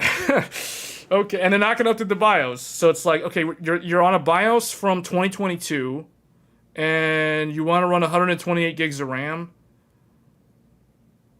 And why exactly? These are the sort of things, though. Like, this is the reason why X870E desperately needs to launch with Zen 5. Otherwise, basically, if those motherboards don't launch with Zen 5, AMD will have shot themselves in the foot with this launch, and they've just opened a can of worms that is completely unnecessary compared to just delaying the launch to align with the motherboards. Otherwise, man, it's just gonna be a mess. It's gonna be a mess. I can already see it now. Like, AMD has a chance to have a very smooth launch with Zen 5 with the motherboards because it's got a newer memory controller. It's basically like Zen 2 all over again. It could be a great launch. But if the motherboards aren't there, I don't know. Maybe the motherboards align more with X3D or whatever, and maybe that will be a really smooth launch. But we'll see what ends up happening. I don't know. I would not... All I'm saying is I would never expect the consumer to, like, look at sticker labels telling them to update the BIOS, or knowing ahead of time that they need to update the BIOS if they're buying Zen 5 with an X670. I personally think that is too advanced, and that is asking too much of the customer. Like, that's too much to ask of the customer. Like, enthusiasts think nothing of it, because enthusiasts are like, well, then people like that shouldn't be buying Zen 5. See, I don't agree. I don't think that's the correct approach either. Like, I think it should be smooth and easy for a launch. And to do that, you should launch products. You should launch motherboards that are meant for those CPUs together so that it launches in harmony and it just avoids all of these problems. It literally avoids all of these problems. This is why a socket change, like changing to a new socket, like in the case of Intel, right? Like Arrow Lake. Arrow Lake will launch with the new motherboards day one because guess what? They have to, because the old motherboards don't work. They're not socket compatible. So they'll avoid that completely. But the problem with a new launch, like a new socket launch, is it ends up being rather like you're a beta tester or when you're an early adopter of a new socket, because now, okay, like you have to go through like 4 to 6 months worth of BIOS updates to get the system on par with the mature system from the previous generation. So I feel like Intel is going to be in that boat, which was the same boat that AMD was in back in 2022 when Zen 4 launched. So all I'm saying is Zen 5 could be set up for success if the motherboards and the CPUs launch together. Otherwise, it's going to be a mixed bag. And then Intel's going to launch, and it's going to be a mixed bag because it's a new socket. So, and everything's going to be dependent on BIOS updates from the start. So, yeah, either way, I think AMD's the one that could be set up for success here. But depending on how they manage that launch, it could be a great launch, or it could be average, or it could be a dog sitting in a burning room saying this is fine, and everyone's, you know, melting around them. Okay, so that is, what was that? That was this.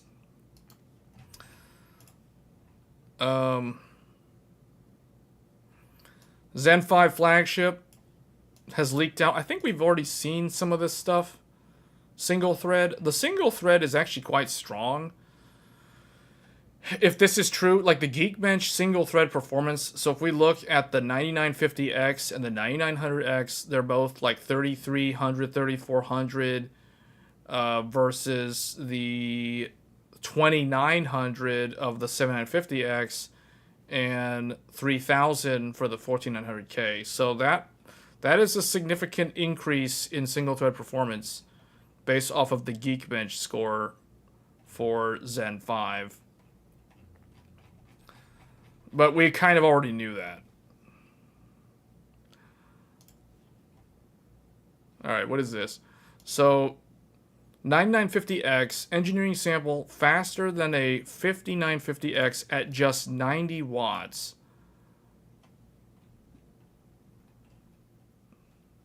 So, I think the main thing that's interesting from this article... Oh, well, this won't zoom in properly, so unfortunately we can't zoom in there.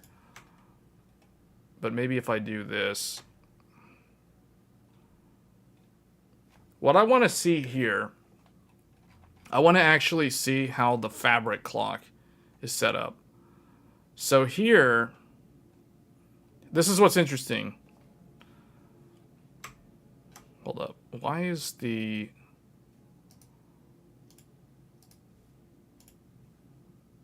How come the mouse doesn't show up on the screen? I don't know why you guys can't see the mouse. It's supposed to be showing up. But anyway, the thing I want to look at here is right here. Man, why isn't the mouse working?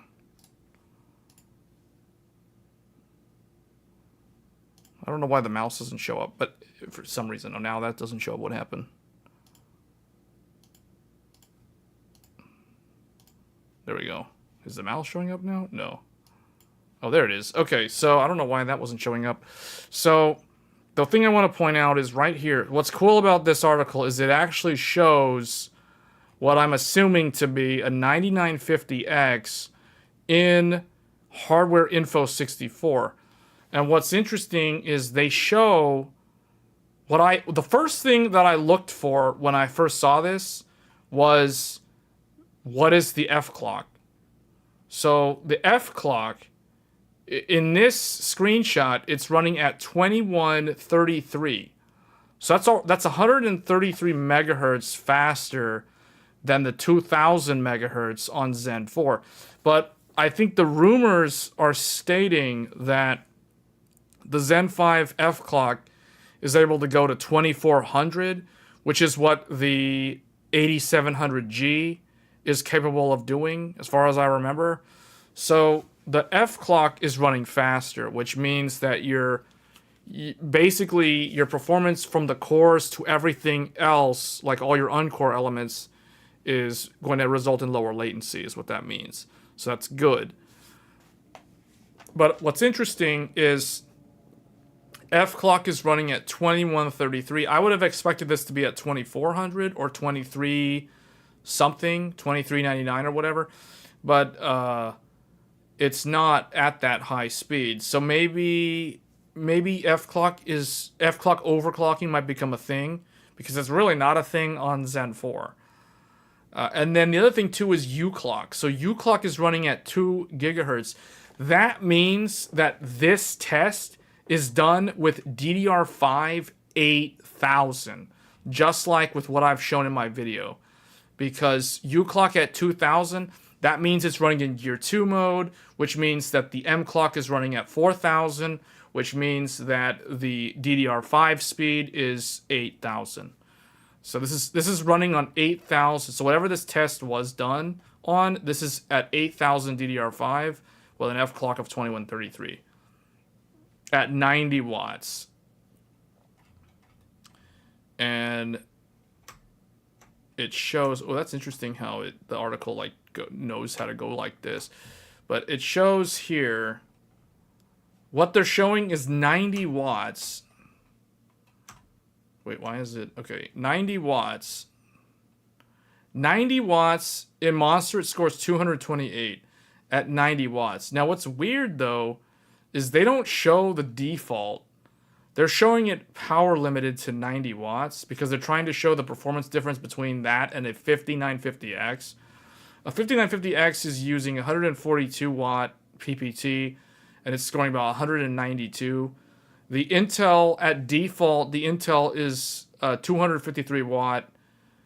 It's scoring 266. But what they show here, the default AMD Zen 4 is scoring 295. So what's interesting is they're not showing us what Zen 5's default is, but they're showing Zen 4's default scores 295. So I would assume that the default for the Zen 5 would be even higher. So it's going to be something over 300 based off of all the numbers. But what it shows is that if you wanted to run this thing extremely efficient in, like, for example, an enterprise environment or as a server or in the data center for like a game server, because that's pretty popular. There's a company in Europe that does this. They're called Hetzner. They have a lot of AM5 CPUs set up as servers. So like if they wanted to get one of these and run it at like 60 watts or 90 watts, they could do that. And at 90 watts, it's approaching the performance levels, especially in junk shop and classroom, of a 253 watt Intel i9. So that's very interesting in terms of the efficiency there. AMD also doesn't think about new people coming to PC with their first build, only to find out for some reason the system doesn't boot and they don't know.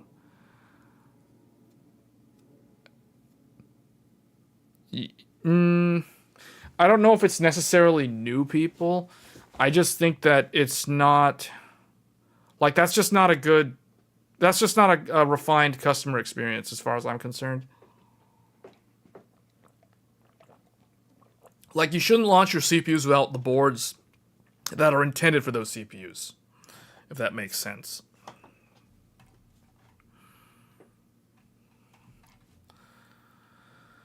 Okay, I think that's the last one. So that covers CPUs.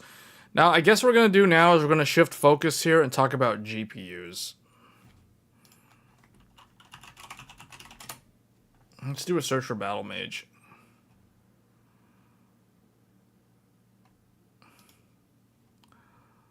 Okay, so the last Battlemage article, well, should we talk about Battlemage or should we talk about Blackwell again? I think we'll talk about Battlemage first, because this one's easier.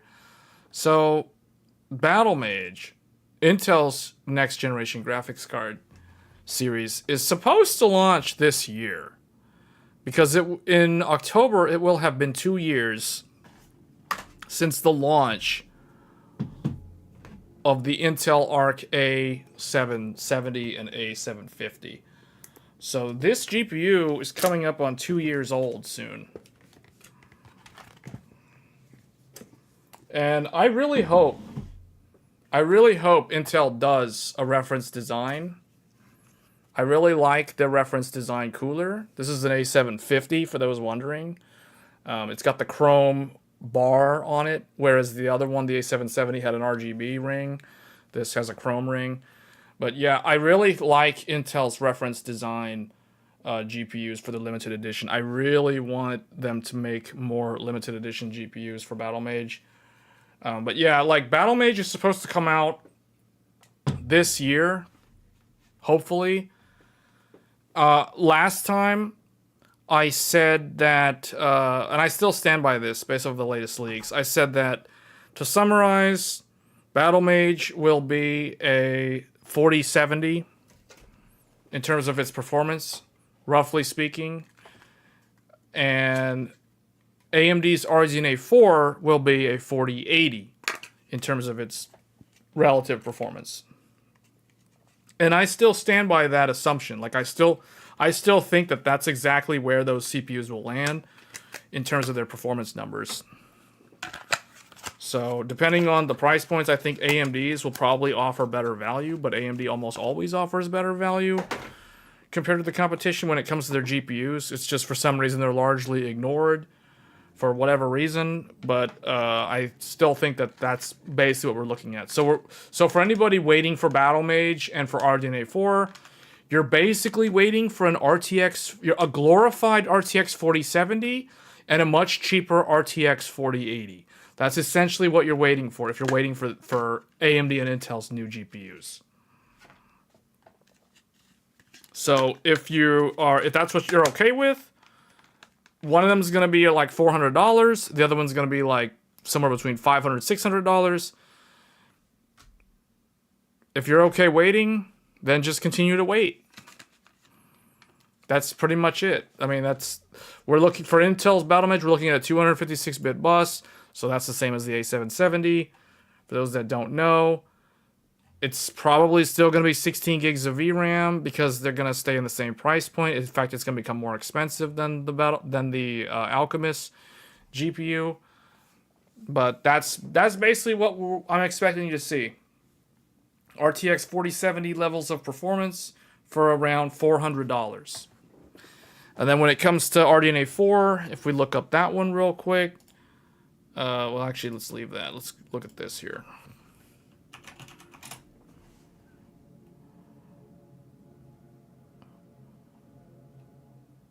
RDNA 4. That's 1 year ago. This is 5 days ago. Okay, here we go. RDNA 4 Radeon RX 8000 GPUs reportedly debut in 2025. Navi 48 at CES. Navi 44 at Q2 in Q2. Okay, that's fine. So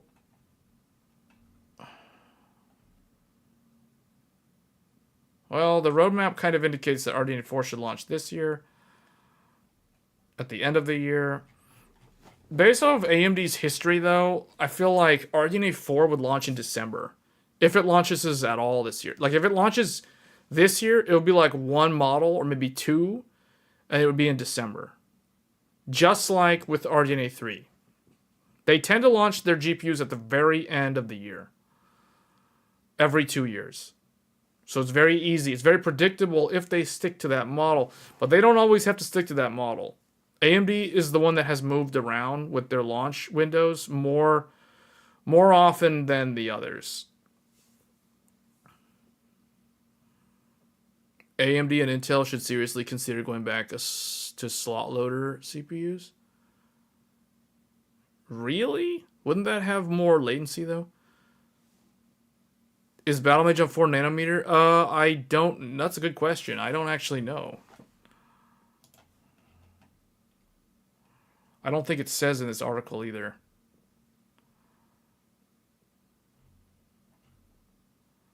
Yeah, I don't think it says... Oh, right here. Well, it says TSMC 5. Question mark. So, I don't know. I think it's going to be a cheaper node. I personally think Intel is going to go with TSMC's newer node for their CPU. But because their integrated graphics is on the same node, I think maybe they are on the newer node. the 3 nanometer node.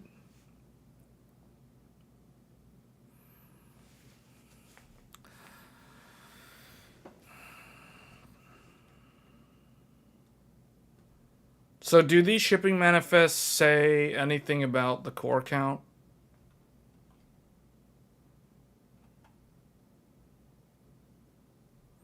Something has 48 gigs. Something's got 48 gigs.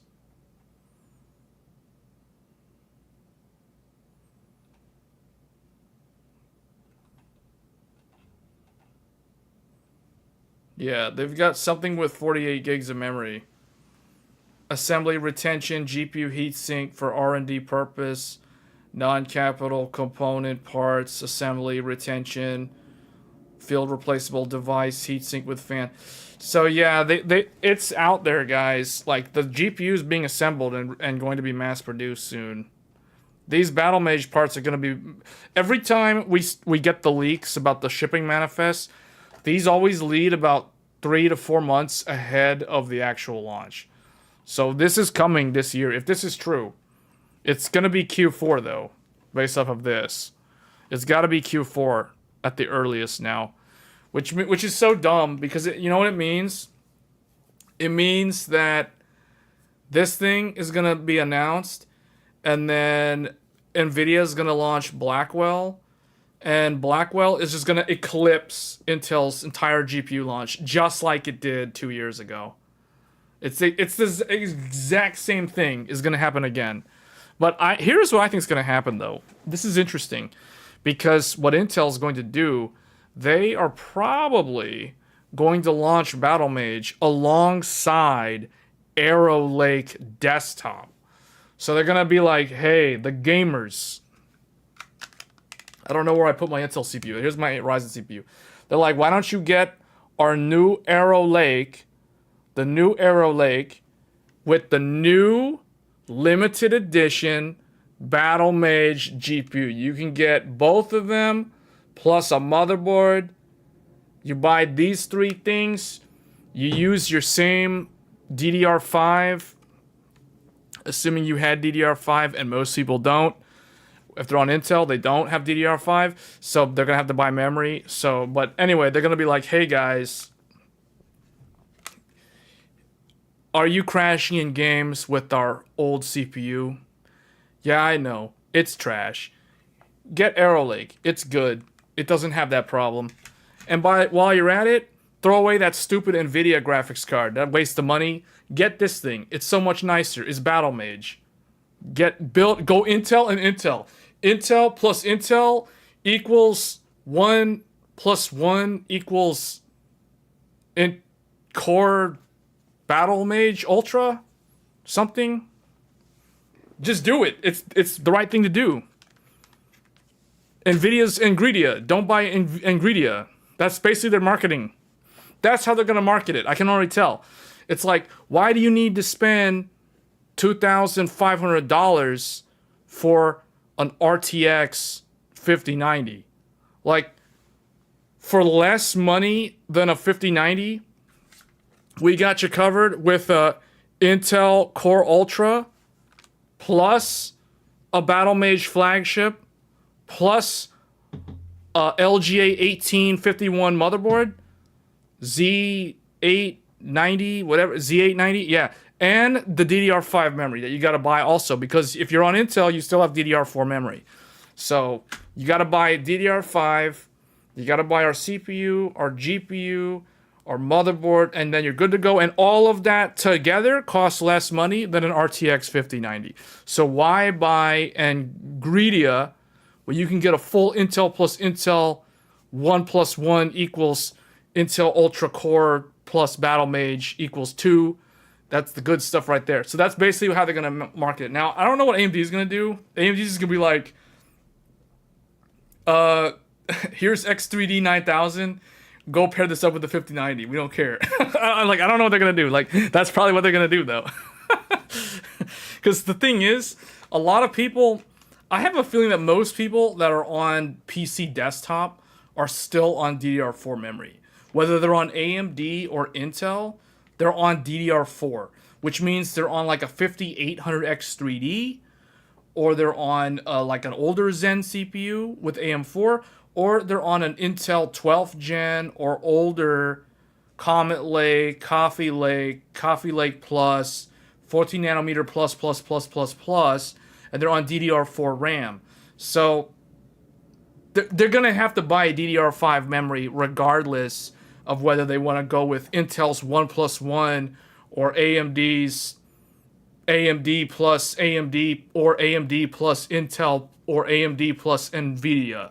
Like, you know what I'm saying? Like, they're going to have to buy DDR5 unless there's somebody who has Zen 4 and they're just going to, like me, and they're just going to update the BIOS and drop in the new Zen 5 or the Zen 5 X3D, and they're just going to get a 5090 or whatever, and they're just going to do that. You know, like, unless you're somebody like that, you're probably on DDR4. So, regardless, if you're thinking of upgrading this year, you're going to have to buy DDR5. Unless you want to buy, you know, one of these and deal with issues with stability. And because you're going to be cheap and stick with DDR4 in 2024. So, yeah. But the second half of this year is going to be interesting. I don't know when Battlemage is going to come out. I would imagine it makes the most sense to launch alongside the Arrow Lake CPUs, though. I originally thought that they were going to launch Battlemage alongside AMD's CPUs, but apparently not. That's an opportunity lost. I really think Intel should have launched Battlemage with AMD CPUs, like with Zen 5. Battlemage has to hit it out of the park this time around. How are they going to do that, though, Royal? Like, explain to me, what does it mean for Battlemage to hit it out of the park? Like, when you say that, you know what? I'll tell you what I think. To hit it out of the park, number one, they gotta have a limited edition. If they don't have a limited edition, and the only option is a Sparkle or an ASRock, they already failed, as far as I'm concerned. Like, with me, it's very easy for a vendor to fail. It's very easy for them to fail. There's not a lot of margin for error. If you don't launch a limited edition, you automatically fail. If you don't launch your motherboards with your CPU, you automatically fail. Like, it's very cut and dry with me. Like, if I'm reviewing the hardware, I'm going to review the hardware's launch experience as well. I'm not just going to review the hardware. Like, I'm not... Anybody can just go and, like, benchmark 5 games, 10 games, whatever, and then just plaster the results on the screen, and it's like, okay, these are the minimums, these are the 0.1, this is the average. Like, anybody can do that. That's so redundant at this point. But what a lot of people don't talk about in their reviews is the user experience. How smooth was the launch? How easy was it to upgrade? How readily available were the motherboards? Was there a good supply of motherboards at launch? Were there a lot of choices? Was there a lot of segmentation across the price range? You know, like, those are the sort of things that I would evaluate. Because I look at it more of, like, from the real world. Like, as a regular consumer going to actually buy and spend money on the hardware and build the machine. Not someone who sent free samples and just go run a bunch of games and benchmark this and then, plaster all these results. Yeah, we'll show results, but I also want to show the things that no one ever really talks about when it comes to this new hardware launch.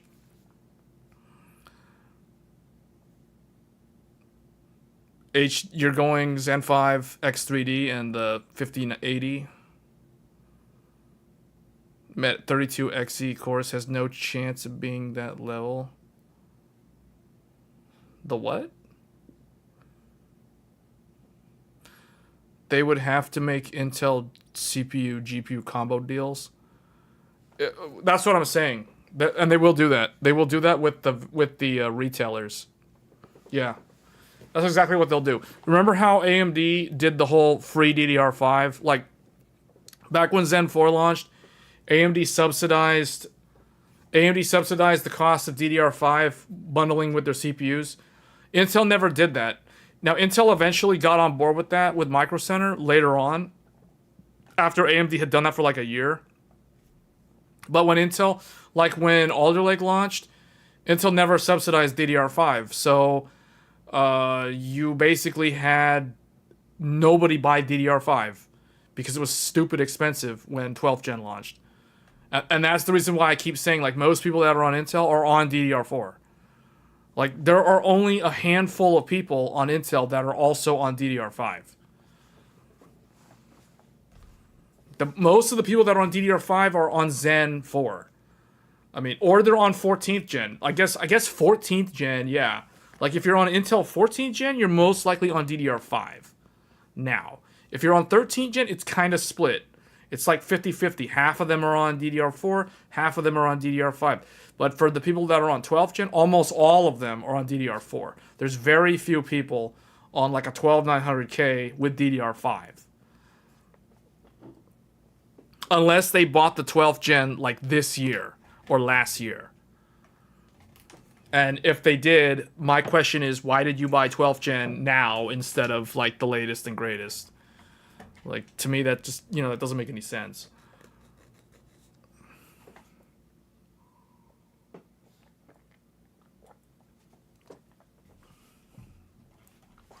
But yeah, this GPU, no, it says right here, look. Arc Battlemage has been spotted featuring up to 56 XE2 cores and a 256-bit bus. So with 56 XE2 cores, this should give it like a 60%, 65%. Well, okay, no, let's talk through this. So first of all, they fixed all the architectural problems. That'll give them about a 25% to 30% uplift. Then, if they do the improvement from generation over generation, that gives them about a 30 to 40% uplift. So you combine those two things together, you fix your architectural flaws plus your new generation. That gives you about a 60 to 70% improvement uplift from your previous generation. And if you do the math, that means Battlemage will be as fast as an RTX 4070 with all of that taken into account. So it's basically a 4070 for $100 less with more VRAM, like a little bit more VRAM, because that's like a 12 gig card. So yeah, it's not bad. It's just not bad. I mean, compared to RDNA 4, it's not that great, but compared to NVIDIA, it's a pretty good deal. I would say it's a pretty good deal. It's going to beat a 4060 Ti while costing the same amount of money, while costing double the amount of VRAM, unless we're talking like 16 gig 4060 Ti, but a 16 gig 4060 Ti is more expensive than this. So, and it's weaker. So it's like, why go with that over this? That's what I'm saying. Like, it's Intel's Battlemage plus Arrow Lake strategy. Get away from the stupid NVIDIA card and get away from the stupid crashing Intel 14th gen garbage dumpster fire. Like, who cares if you just built the PC like 9 months ago? It's time to upgrade again. Just upgrade again. You have to buy a new motherboard again, but just do it anyway. Like, that's basically the strategy. If the 14900K is crashing, buy another computer. It's like, spend all that money on Intel again. Does Intel lose money on the Alchemist die?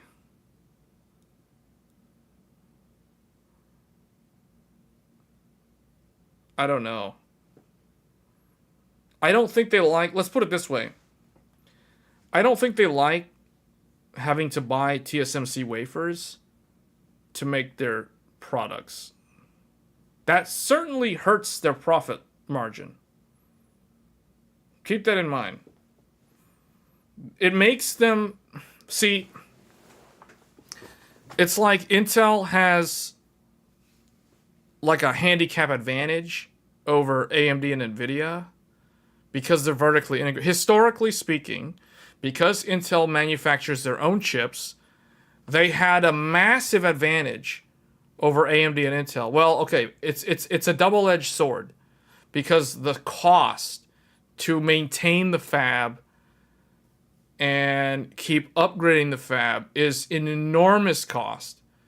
So there's a cost associated with that. However, the advantage is that they're vertically integrated, which means they can control their own supply.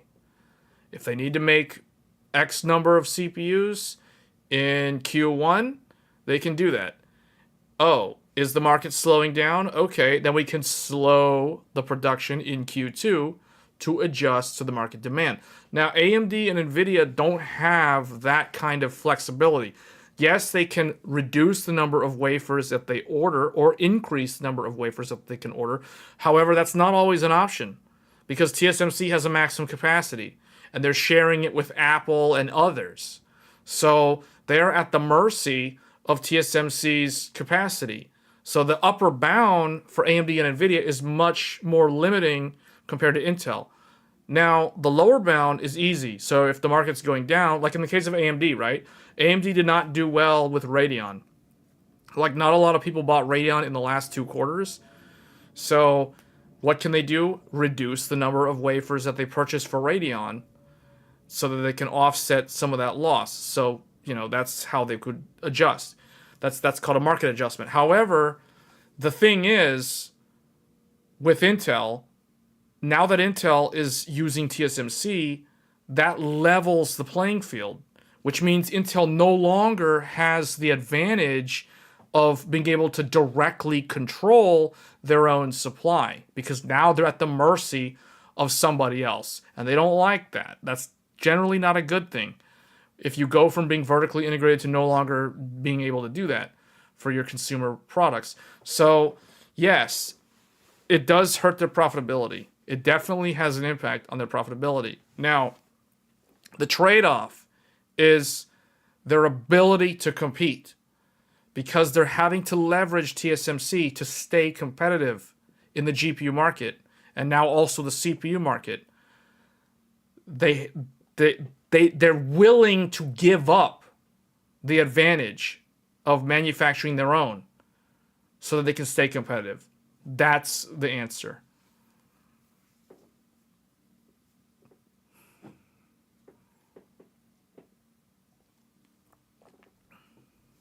You think Intel cells are at cost or very little?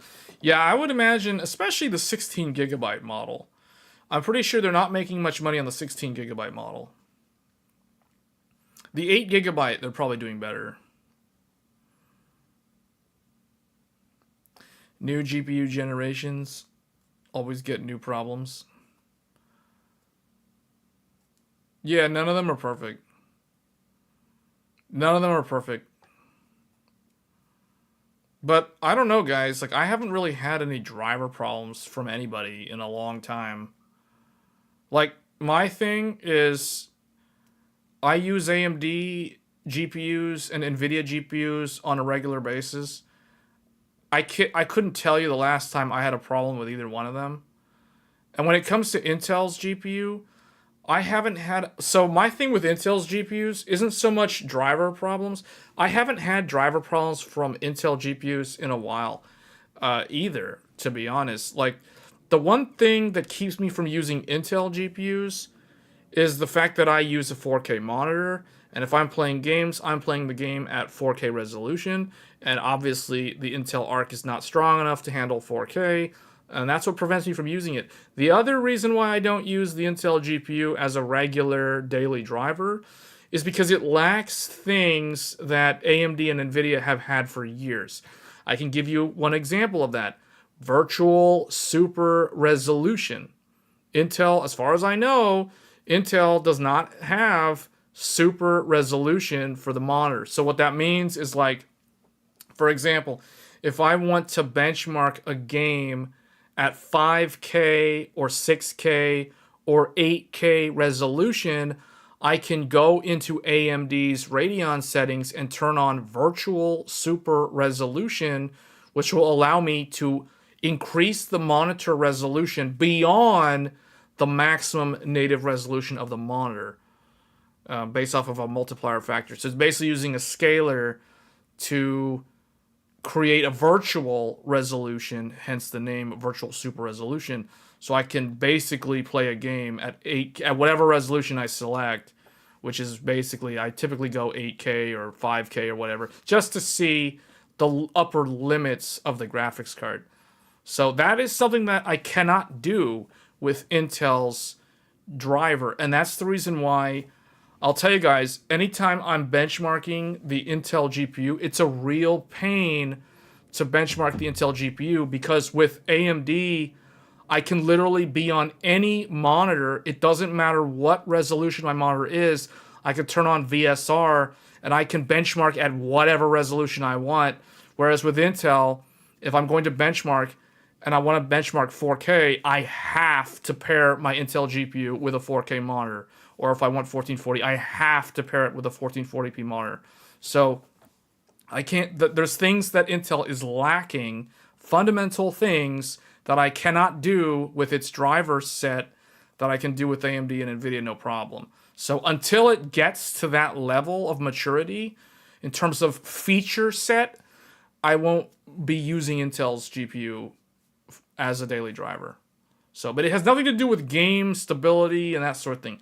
Like, I haven't really had any problems really in the last year with any of the GPUs at all. So, and I test a bunch of random different games. So, I mean, you guys have seen, like, we've been doing a whole bunch of, like, Final Fantasy XIV content recently. I did Shadow of the Erd Tree 2 weeks ago, 3 weeks ago now. And, yeah, it was smooth sailing the whole time on, like, a bunch of GPUs.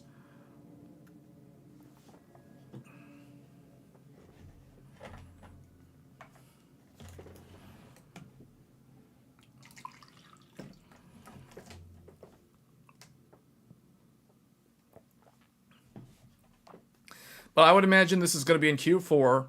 It's going to be $400, and it's going to perform like an RTX 4070. And that's basically it. Quick question to the viewers. Does Intel have a frame generation technology, like FSR3 frame gen, for example? Or do they still not have that?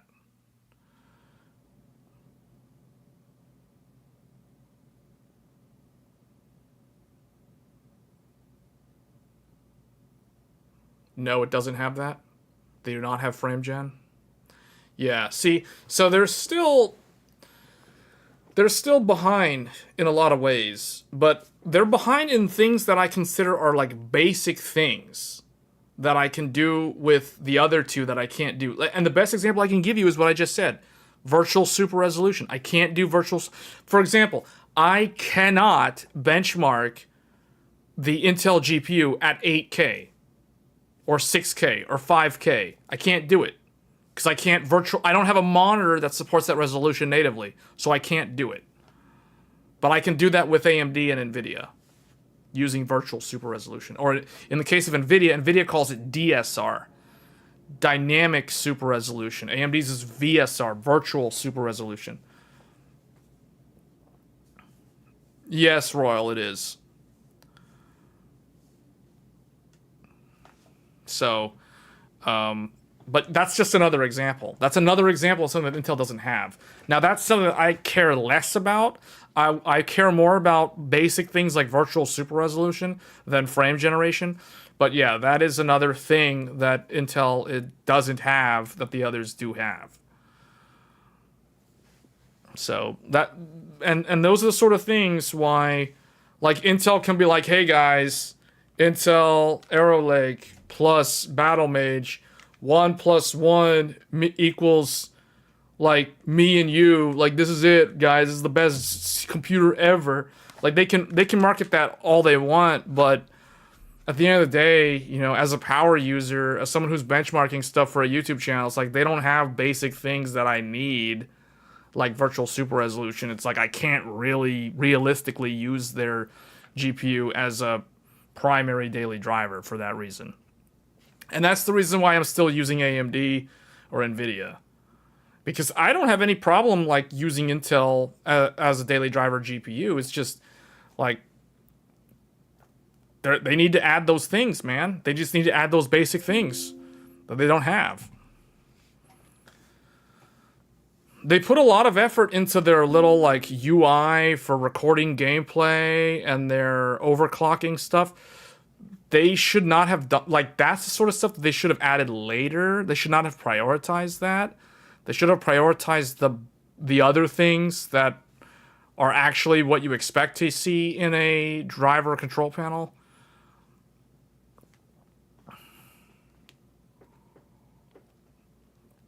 I wouldn't say Intel's the underdog, Royal. If anyone's the underdog in this, it's actually AMD. You use 1440p, 240 hertz.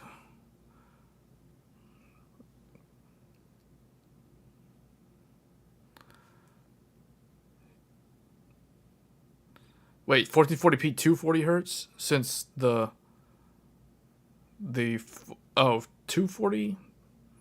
There's a 1440p, 240 hertz monitor? That's not the OLED thing that people were talking about, is it? Isn't OLED mostly like 4K monitors? I think OLED's mostly 4K, right? If I'm not mistaken. Is it like the 32 inch OLED?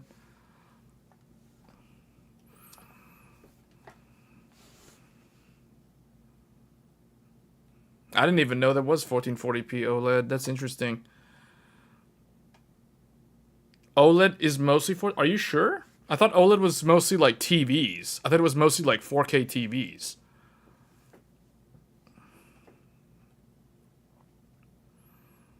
Yeah, the problem for me, the reason why I don't buy... Like, I would get 1440p if it was 24 inches. But because it's 27 inches, that's way too big.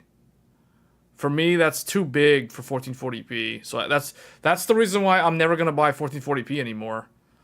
Until they make like a 24-inch 1440p 240 OLED, I'm just going to ignore that. Like, I'm just going to wait for like 4K. For me, it's going to be like 27-inch 4K, maybe 30-inch. I was thinking, you know, I could probably tolerate 30-inch 4K. That would be a decent size for that resolution. I think so. 4K 30, not 32, 30. 30-inch 4K OLED, 240 hertz, full local array dimming HDR. That, well, I mean, it's OLED, so, you know.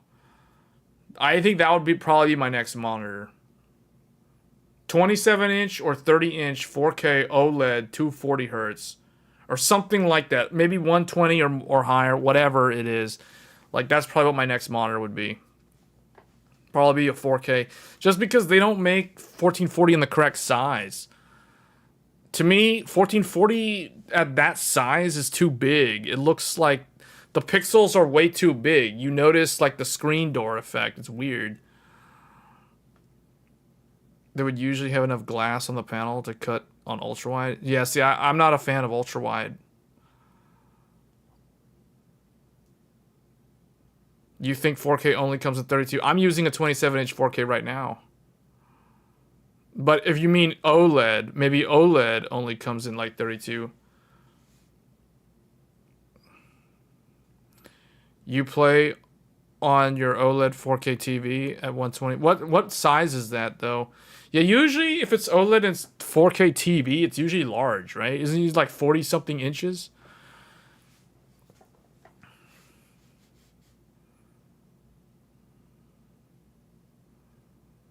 How does IPS compare to TN?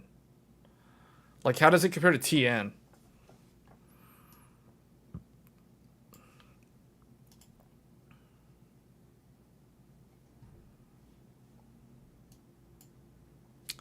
Man, 65 inches. So are you on a computer or are you on a... Like... How does that work? Because I would imagine if it's a 65-inch TV, like, you can't be sitting that close to it. That's way too big.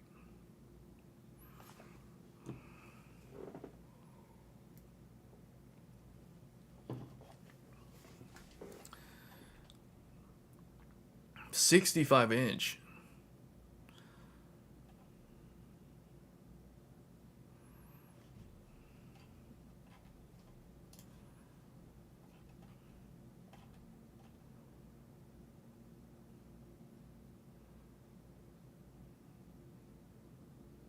You're fine with 50-inch 4K? Yeah, see, those 120 hertz FreeSync TVs with VRR, those are really good for like PlayStation 5 and Xbox because they can use VRR FreeSync. So, especially like on Xbox, if you run it in the 120 hertz mode, the game, like if the game is running at sub 60 FPS, you don't really notice it that much on the console. That's really nice. Speaking of the console, man, we have not heard anything about the PlayStation 5. And we're coming up on the remainder of the year. So I guess, whoops. Didn't want to blind everybody there, but okay. So, for the remainder of the year, let's see, we have Q1. So that's Q1. This is Q2. This is Q3. This is Q4. And we'll go ahead and do Q1 of 2025. So I'm going to go ahead and put this down. Q1. So this is basically 2024. Q2. Q3. Q4. And then Q1 2025. Oh, you use a wireless keyboard with touchpad? You only play on controller? Yeah, you know, surprisingly, I play most of my games on controller these days, except for the only time I don't use a controller is if I'm playing a first-person shooter and if I'm playing Final Fantasy XIV. Even, although, having said that, Final Fantasy XIV actually plays really well on a game controller for an MMO. But yeah, like Shadow of the Erdtree and all those, like that, like Trails Through Daybreak, almost all those RPGs that I was playing earlier this year, like Dragon's Dogma, I play all that on controller. So Q1, what did we have in Q1? RTX 40 Super was Q1, and this thing. That was Q1 in terms of hardware. What do we have in Q2? Nothing. What do we have in Q3? Oh wait, we did have something in Q1. We had this. We had that thing. I can't remember that. Yeah, that was there too. Q2, I don't think we had anything. Q3, we have Zen 5. Is that all? I think that's it. Zen 5. Wow. Okay, Q4. It's gonna be so backloaded, so heavy. Blackwell, Arrow Lake, Battlemage, RDNA 4, maybe? X3D, Zen 5 X3D, maybe? I don't know. Realistically, I'm guessing this is next year, though. So I would not be surprised if that goes into Q1. So this, I think this is true, although I don't know if that's true. AMD could bring this over here. Like, they could do that. I don't know if they will. They could. Same thing with this. This thing could go over here, like that one article said. The other thing that I forgot to mention in Q4, PS5 Pro. That's coming out in Q4. So, if X3D comes out... See, the thing is, AMD might want this to just go to the holiday season. So they go and put it here. Although, I don't know if they will. Because I think they're going to want to sell more of these. Plus all the Zen 4 inventory. So, I don't know. They could do that. I don't know if they will do that. The whole thing with the motherboard situation to me is kind of alarming, though, with AMD. So that, but yeah, it's like it's no different from the last two. It's okay. 2024, same thing. 2020 or 2020, same thing. Like, what was the difference? Do you guys even understand? Like, in 2022, we had Zen 4 in September, and then we had all the other things in Q4. It's no different. It's exactly the same as it was 2 years ago. The only difference is Zen 5 is coming earlier in Q3 than Zen 4 did when it launched at the very end of Q3 2 years ago.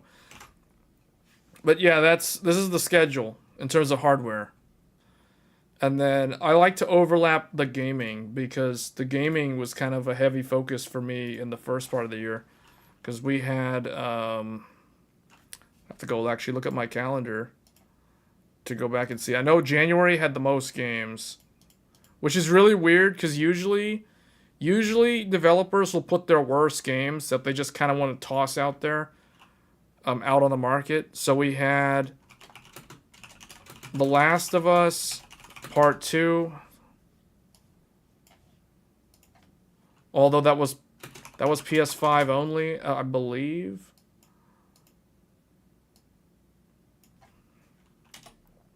Palworld Early Access, I'm not going to count that one. Like a Dragon, Infinite Wealth, Tekken 8,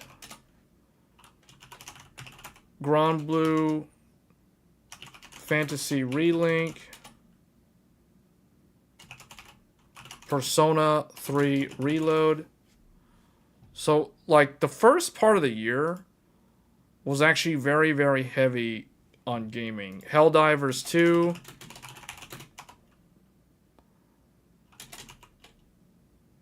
Final Fantasy VII Rebirth.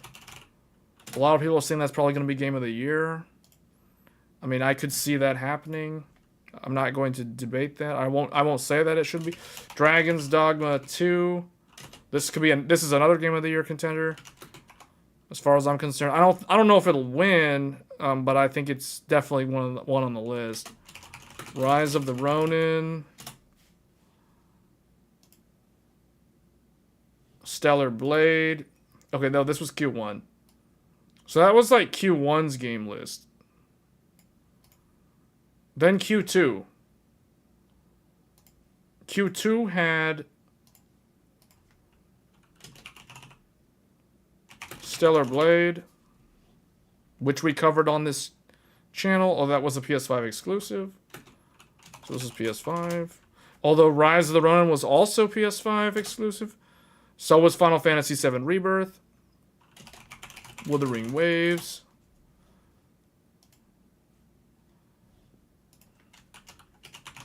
Shadow of the Erd Tree.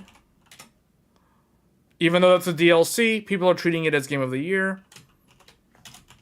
Final Fantasy 14. We're just going to say FFXIV 14. Dawn Trail. And that was it. That was Q2.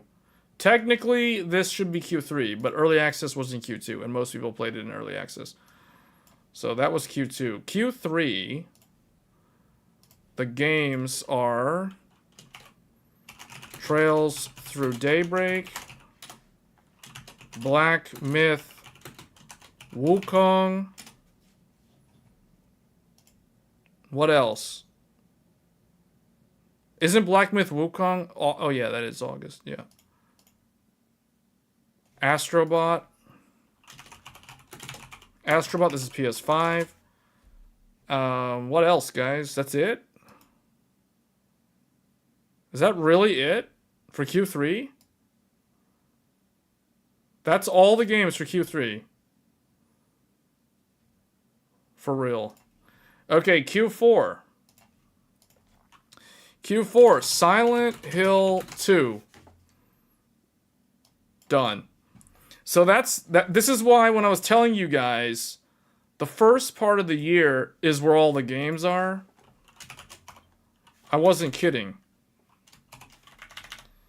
You see that now.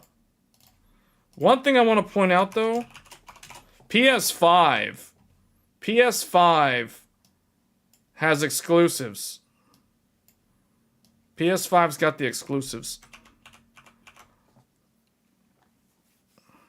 Oh yeah, First Descendant. Okay, yeah. I felt like something was missing. Was that cute? Was that July or was that June?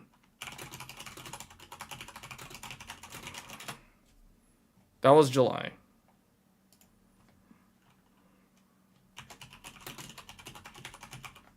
Okay.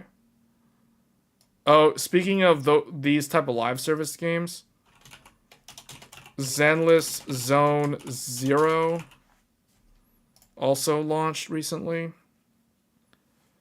Gundam Breaker 4, I don't know, is that like a... What is that? Is that...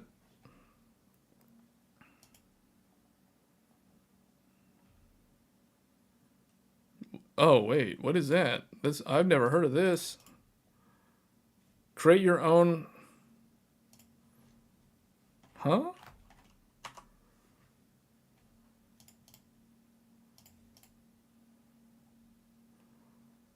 Hey, that looks cool. What is this?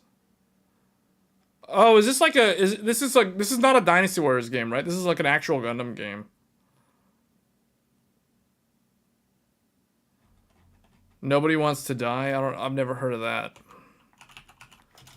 Nobody Wants to Die. What in the world? What is that? What is this? Nobody Wants to Die. This looks like it has really good graphics.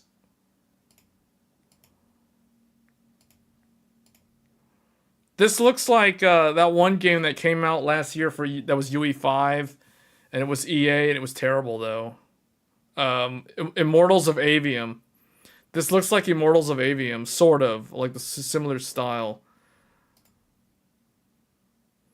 This game recommends an Intel Arc A770 or a 6750 XT. Looks like BioShock, yeah.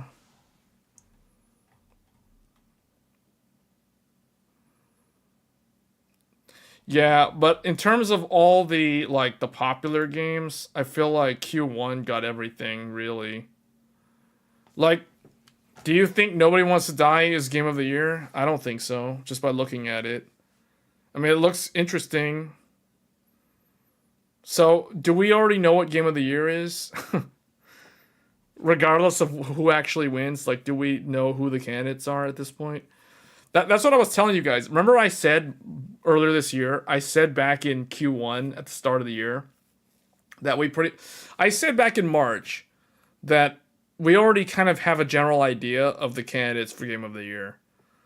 Because the game release was so front loaded that there was like nothing. Like the fact that Q4 has like nothing except Silent Hill 2, which is a remake, is pretty telling.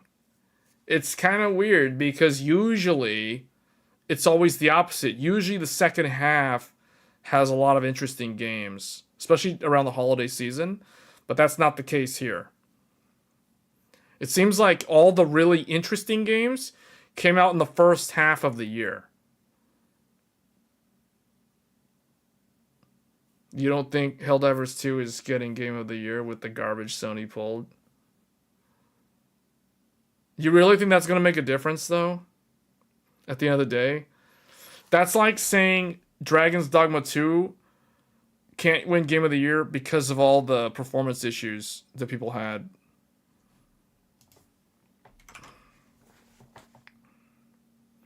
I'll tell you what I think are going to be the candidates. Helldivers 2, Final Fantasy VII Rebirth, Dragon's Dogma 2. Those already like 3 out of the 5 or 6 candidates right there. And they were all literally in Q1. And then the remaining games that could be on this list are... I don't know. This? That's a classic?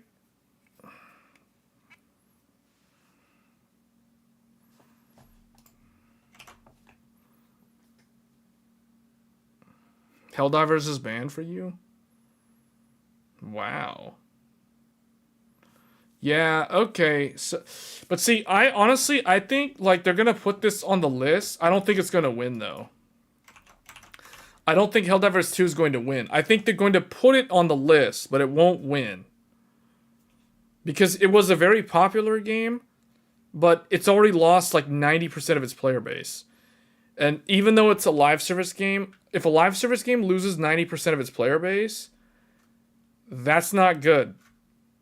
That means it's not that great long term. Because Genshin Impact is a live service game and it did not lose 90% of its player base. So Persona 3 Royal or Reloaded, I don't know, man. I personally think like a Dragon Infinite Wealth, when it comes to the single player RPGs, I think Like a Dragon has a better chance of being considered for Game of the Year than Persona 3 Reload. I'm not saying, and I'm someone who likes the Persona series, but I just think that it's not a new game. It's a remaster of an old classic. So I don't see it being considered. I think Like a Dragon is probably going to be the one. Like out of the single player RPGs, turn-based RPGs, I think Like a Dragon is going to be the one that they choose. If they do choose one of those RPGs, it would be that one. That's a good one. Like, that game is really good. Black Ops 6 is not going to win Game of the Year. We already know that. Dragon Ball Sparkling Zero, Warhammer Space Marine 2, and Stalker 2. Stalker 2 sounds like a game that already exists. Really? Stalker 2 is not already in existence?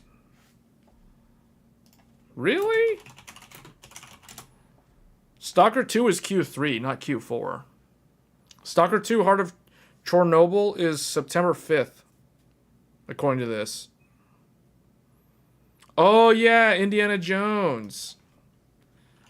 Indiana Jones, that's right. Is it Indiana Jones and the Great Circle? Do we know when that's coming out? Because literally every time I search that game, it always just says 2024. And it never has an actual day. Stalker 2 has an actual day. It's in September. The Indiana Jones game could be good, though. Yeah, that one looks promising. Indiana Jones and the Great Circle. Yeah, that one, that could be good. Out of all these, like, single-player first-person games, like, this one actually looks like it could actually do pretty good in the reviews. Yeah, that one looks good, man. The Indiana Jones game. Okay, but we don't know. See, the problem is we don't know when it's coming out. I can put Stalker 2 on here. Stalker 2. Black Ops 6, I don't care. That's not gonna do anything. Dragon Ball Sparkling Zero. Is that like the Kakarot, the RPG? Dragon Ball is made using Unreal Engine. Hey, the Dragon Ball game looks good too. Sparking Zero. Hey, they have that's Q4. They actually have a release date on that one.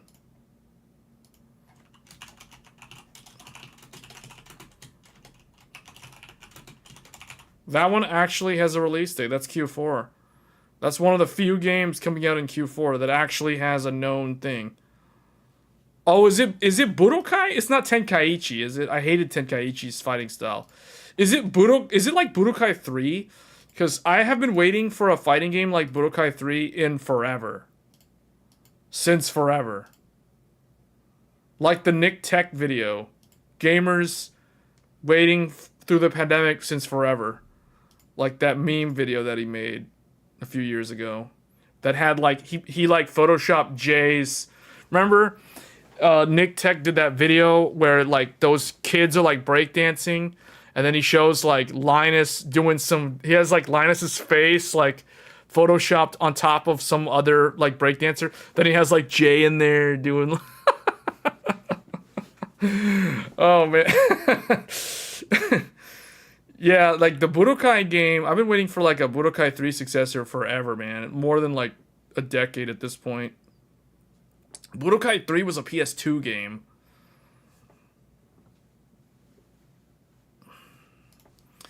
Yeah, but the reality is that's such a niche game.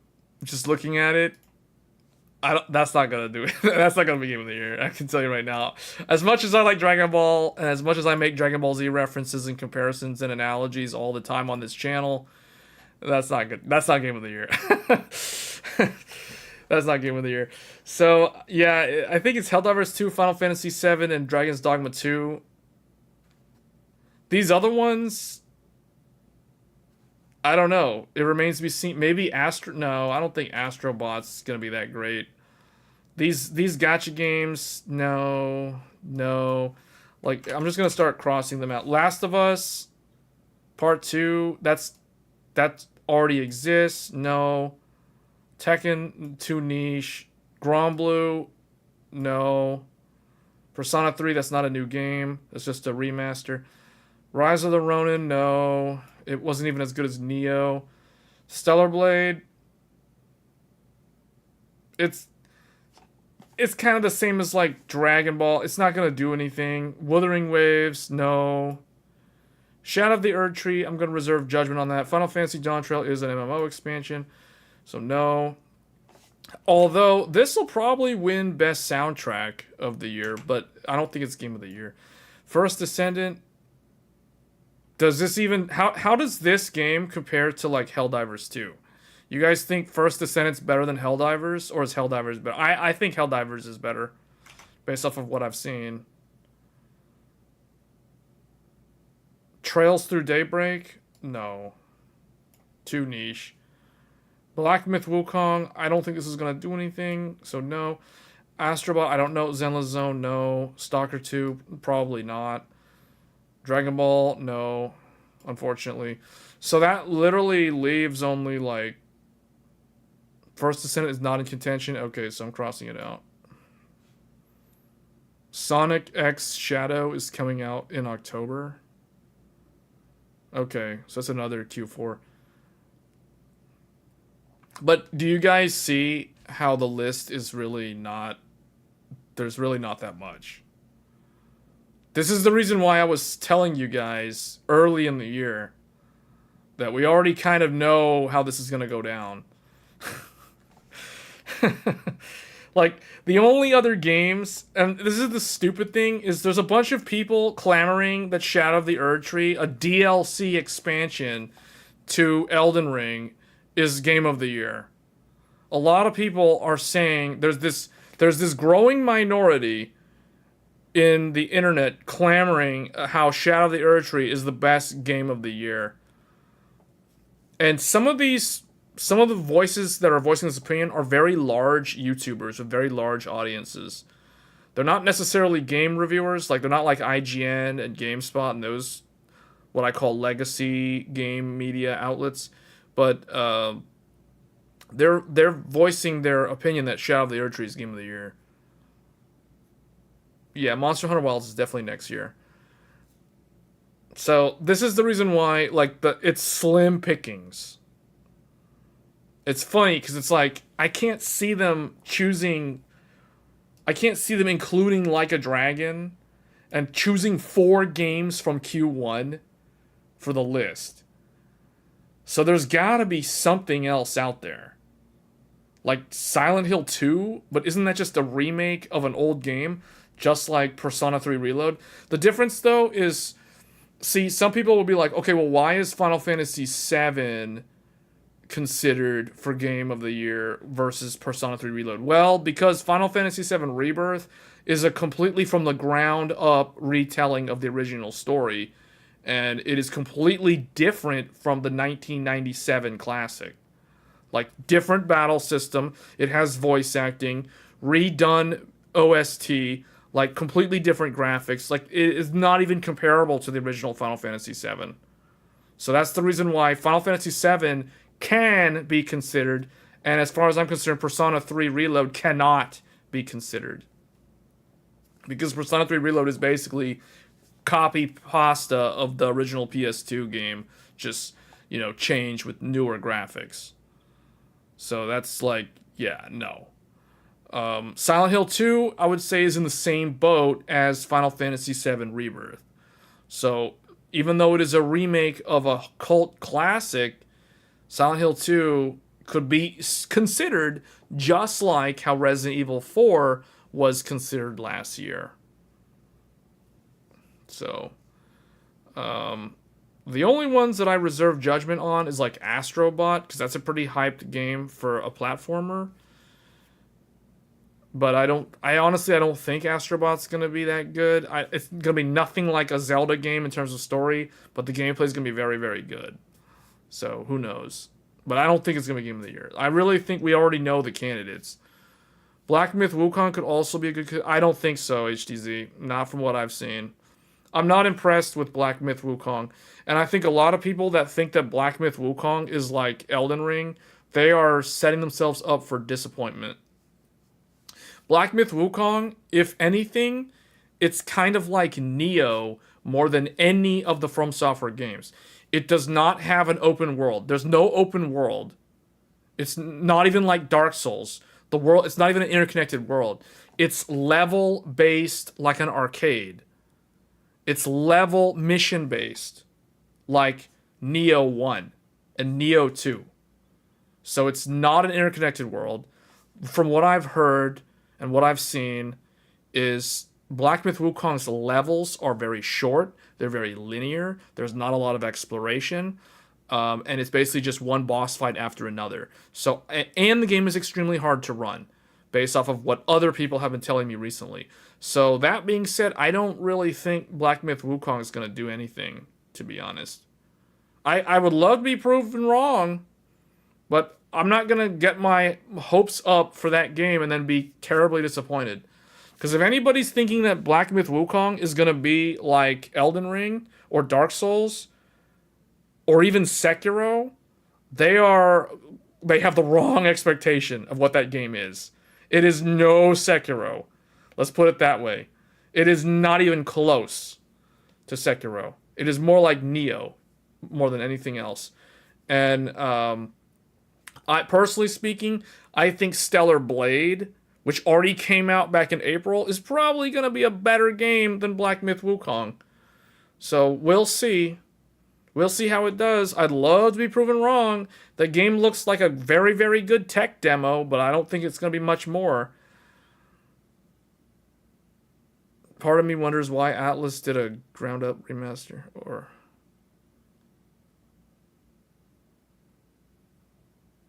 Yeah, I don't know. It is probably funding, though, Nero.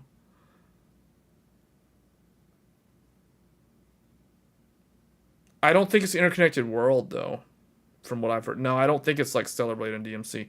Maybe in gameplay, but it's not an interconnected world. So maybe, okay, in that sense, it could be like DMC. It could be like DMC. But we'll see if it can maintain the same kind of... Like, here's the thing. Those games had atmosphere. Stellar Blade had a good atmosphere. DMC has a great atmosphere. So, we'll see how Black Myth Wukong does. We'll see. But it's no Sekiro. And a lot of people are expecting it to be just like the From Software games. And they're going to be terribly disappointed. And see, these are the type of people that are going to, like, they have an idea in their mind of what that game is supposed to be. And then when they finally get to play it, they're the ones that are going to leave the negative reviews on Steam. Like, they're the ones that are going to be like, 1 out of 10, garbage, refund, it's a scam. You know, this is like nothing like From Software's games. It's terrible. It's boring. No good music. Nothing. Like those are the sort of people that are going to complain. Like you can't. There's no good skill expression. There's no good infinite combos like in DMC. Like people who are thinking that game, they're elevating that game. They're putting Black Myth Wukong on a pedestal. It's like it's got such good graphics and it's gonna be so good. It's like if From Software was actually competent when it came to using advanced graphics. But then when they actually play it and it's like nothing like the From Software games, then they're basically gonna say that it's garbage. So, yeah, we'll see how it goes though. But it does seem like every year we can expect From Software, or I guess Souls-like games now. It seems like there's Souls-like games every year now. And I think Black Myth Wukong is going to be that type of game. Stellar Blade is arguably that type of game, although I would say Stellar Blade actually plays a lot more like Nier Automata more than any of the other games, although I will say it's much harder than Nier Automata, although there is an easy mode, so it's really not. I've heard a lot of people consider or compare Stellar Blade to Lies of P, which is definitely the one game that I got a lot of vibes from when I was playing Stellar Blade. It was like, okay, this feels a lot like Lies of P in terms of the parry windows, but then at the same time, the dodging and stuff was more forgiving, so it seemed a lot more like Nier in that regard.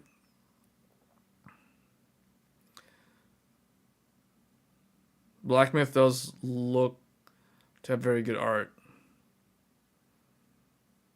Yeah. Yeah, no, and that game could be good. It could be good. We'll see.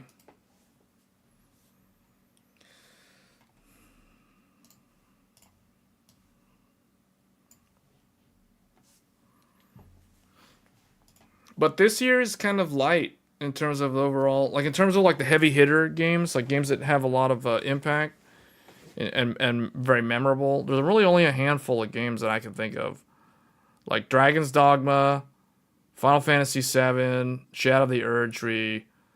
Those are really the only ones that really stick out to me in terms of the ones that I've played so far on this list that were memorable. Like, a lot of these that I played that I've crossed out, like Persona 3 was basically Persona 3. Nothing's new there. Grand Blue Fantasy Relink was interesting. It was a little underwhelming to me, but it was still an okay game, but not really that memorable. Rise of the Ronin, very disappointing. Personally speaking, I thought I was a little bit disappointed by Rise of the Ronin. That being said, I think it's a good game overall, but it's really, like, compared to Team Ninja's previous games, it wasn't really that good. Like a Dragon, that's a very good game. I circled it because it's a very good game. I still need to finish it, though. And the way I look at things, when I'm thinking about a game, like, if I finished the game, I think it exceeded my expectations. If I have not yet finished the game, it has either met my expectations or it has fallen short of my expectations. So an example of a game that has fallen short, Rise of the Ronin. I crossed it out. Like a Dragon, I circled it because it met my expectations, but I haven't finished it yet. What that means is that I'm not that into the game that I feel compelled to finish the game. That's how you can tell. Like, if I finish the game, then that means it was a really good game. Like, Final Fantasy, Dragon's Dogma, those games were, like, super good as far as I'm concerned. In fact, Final Fantasy VII is so good, that is one of the games that I will be revisiting later this year. Because, see, what I haven't told you guys is the ironic thing is the fact that Q4 has, like, nothing except, like, Silent Hill and a couple of other games, like Dragon Ball and maybe some other stuff. Like, all that means is that, okay, I'm just going to get the PS5 Pro, and we're going to revisit the PS5 exclusives on the PS5 Pro and see how much better they look and perform on the new hardware. Because I'm going to definitely revisit Final Fantasy VII Rebirth on the PS5 Pro. And we're also going to test games like Lords of the Fallen on PS5 Pro. And what else do I have on there from this? Oh, Stellar Blade. We'll test Stellar Blade on the PS5 Pro, because that's a PS5 exclusive. And Rise of the Ronin. Rise of the Ronin is another PS5 exclusive that I will retest on that newer console. So, as well as some older games that were from the previous year. Hellblade 2. Oh, that was this year, wasn't it? Was that another Q1 game, though? Or was that Q2? Hellblade 2.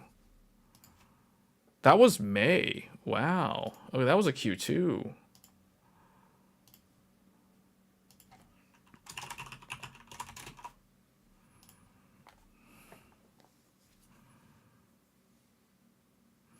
You finished GTA Vice City and GTA 4, but never GTA San Andreas or GTA 5. How many people actually finished GTA 5, though, Royal? I feel like GTA 5, like, turned into some weird, like, you know what I'm saying? Like, it just kind of evolved into some kind, or devolved into some kind of weird, like, role-playing thing. I don't know how to explain it. GTA 5 turned into some kind of weird mishmash, some kind of, like, fake MMO. Like, it's really weird what happened with GTA 5.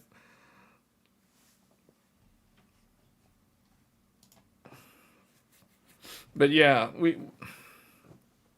we kind of already know, like, all the heavy hitters, which is interesting. So, next year, what are the big games that are coming out next year? So now let's do the next year list. Let's do Q1. Like, okay, I'm just gonna do 2025 games of 2025. Just put this over here. Well, okay, number 1, Monster Hunter Wilds.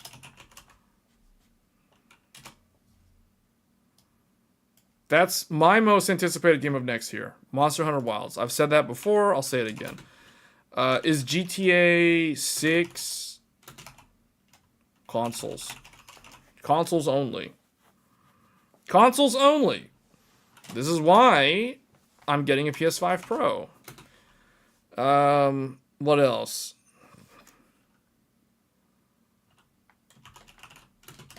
From Software's new game should be coming out next year if it follows their roadmap.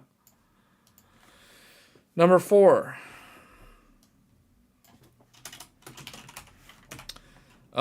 You know what I really want to see? Xenosaga Trilogy remake. That's me wishful thinking for the Switch. For the Switch 2. Switch 2. Please, Nintendo, make this happen. Make this happen, Nintendo.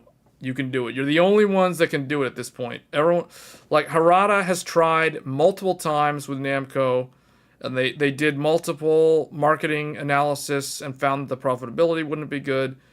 But they need to do this because this game, like, this Xenosaga 3, I think is worth, like, what, $400 on eBay or something? Like, it's so, like, that's how you know a game needs to be remade. If you're not going to remaster it or remake it, just remaster it. Just remaster it for the Switch 2. Please, please, Nintendo, do this. Do this. Do this now. Do it in secret. Please. Make it happen. 2025. Chrono Trigger remake. Okay. Yeah, you know what? Speaking of remakes, have you guys heard about the Final Fantasy IX remake? Have you guys heard about this? Is this actually happening? Does anybody know? Like, this is the sort of stuff that I want to see. Chrono Trigger would be good too. Chrono Cross as well, but the thing is, Final Fantasy 13-2 is basically already those games. Although that game is also 12 years old now, so I guess maybe they do need to remake those old games.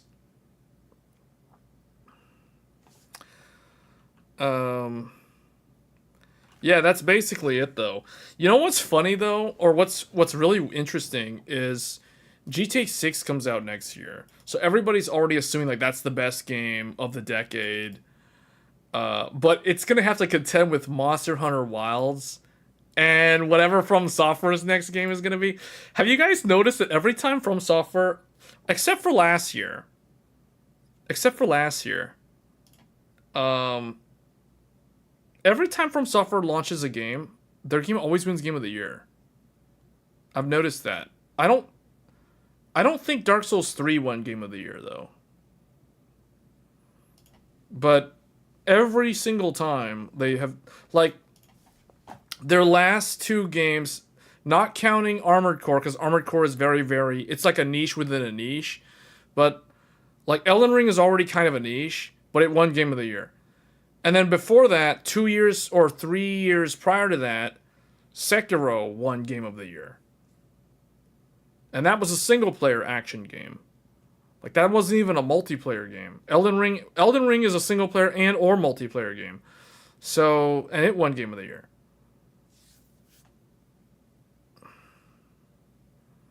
If Armored Core had, I don't think it would have made a difference, Nero, to be honest. Sekiro was a single player game and it won Game of the Year. I honestly don't think Armored Core would have made much of a difference if it had co-op or not. But their games always do so well in terms of the ranking, which is really interesting because I don't think their games are for everyone. I personally am of the opinion that not everyone is meant to play every game. Like, a game should be accessible to everyone, but it should not be for everyone. So, Elden Ring is one of those games where I don't think that it's meant for every gamer. Same with Armored Core. And that's true for almost every game. It doesn't even have to be a From Software game. Like, I don't think Final Fantasy is for everyone. In the same way, I don't think that Call of Duty is for everyone. See what I'm saying? Like, some people like different genres of games. It's no different with film or any other form of entertainment. Like, not everybody likes Marvel's Avengers movies or like comic hero movies. You know what I'm saying? Not everybody likes Star Wars or those franchises. Not everybody likes action movies in general. So, like, when it comes to games, I like those type of games from Software. I like the difficult games like Elden Ring, Dark Souls, Devil May Cry, Ninja Gaiden, Neo. I like those type of games. But I also understand that not everybody is meant to play those games. What are the games I don't like? I don't really like first-person shooters. I can handle action games no problem, like Devil May Cry. I can play Devil May Cry on Dante Must Die difficulty, but I'm not going to be playing Black Ops or Call of Duty. Like, I can play those games, but I'm not a fan of the genre. Like, they're just not for me. Otherwise, I'll probably be playing a ton of Fortnite. But, you know, I'm not really into that style of gameplay.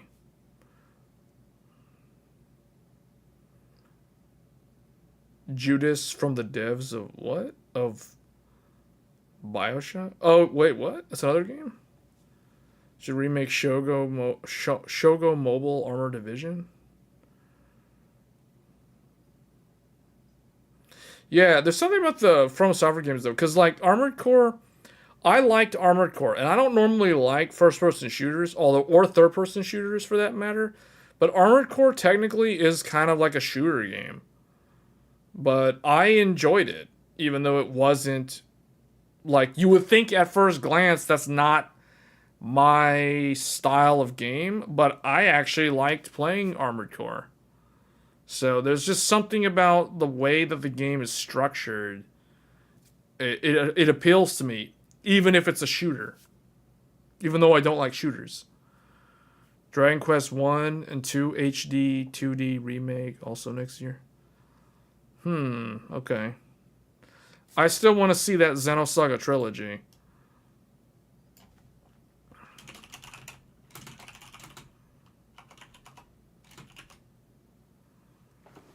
Yeah, that'll be interesting.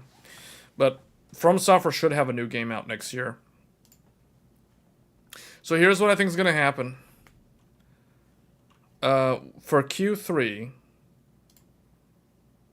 we have two events.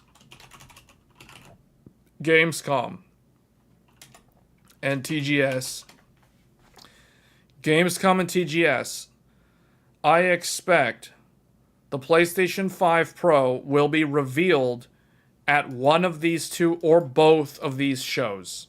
So for those that don't know, Gamescom takes place in, I think it takes place in Frankfurt, if I'm not mistaken. Where is it happening this year? Let me see. Is it in Frankfurt? Cologne. It's in Cologne. Or Cologne. It's in, hold on. Is that where it is? Yeah. Gamescom takes place Wednesday, August 21st to Sunday, August 25th. So it's definitely Q3. So this is the big show. Basically, for those that don't know, in America, there used to be something called E3, the Entertainment Electronic Expo, or the Electronic Entertainment Expo. E to the power of 3. E cubed. It was basically E3. That was the biggest game expo show that happened every year, and it always took place in June of every year until the pandemic hit, and it just kind of died off, and it never really came back. So we've always also had Gamescom in Europe. That's like the European equivalent of E3, but on a slightly smaller scale. Because E3 was big. E3 was very big. And Gamescom was not as big. And then TGS was also not as big. So TGS stands for Tokyo Game Show. That's the Japan one. But because E3 is gone, for the past several years, Gamescom has actually picked up most of the slack. Like, I would say Gamescom has become the largest game show of the year now. Like, for one of these in-person events. Now, obviously, in the US, you still have PAX East, PAX West, sometimes PAX South or whatever. Like, you have the PAX ones, but those are never really the same level in terms of scale. And those aren't always focused primarily on games or the video games the way Gamescom, E3, and TGS are. So for Q3, we get Gamescom in late August, and then TGS is late September. So the Tokyo one is the end of September. The Gamescom one is the end of August. So, as like the way I always describe Q3 to people, I always say Q3 is like the most boring part of the year. It's usually either Q1 is very boring, or Q3 is very boring. Because when I think of like seasons, Q1 is winter, Q2 is spring, Q3 is summer, and Q4 is fall or autumn. That's not the seasonal alignment, because technically you would say like winter is what? December, January, February. Spring is March, April, May. But see how that it varies depending on where you are in the world, and obviously if you're in the southern hemisphere, everything is backwards.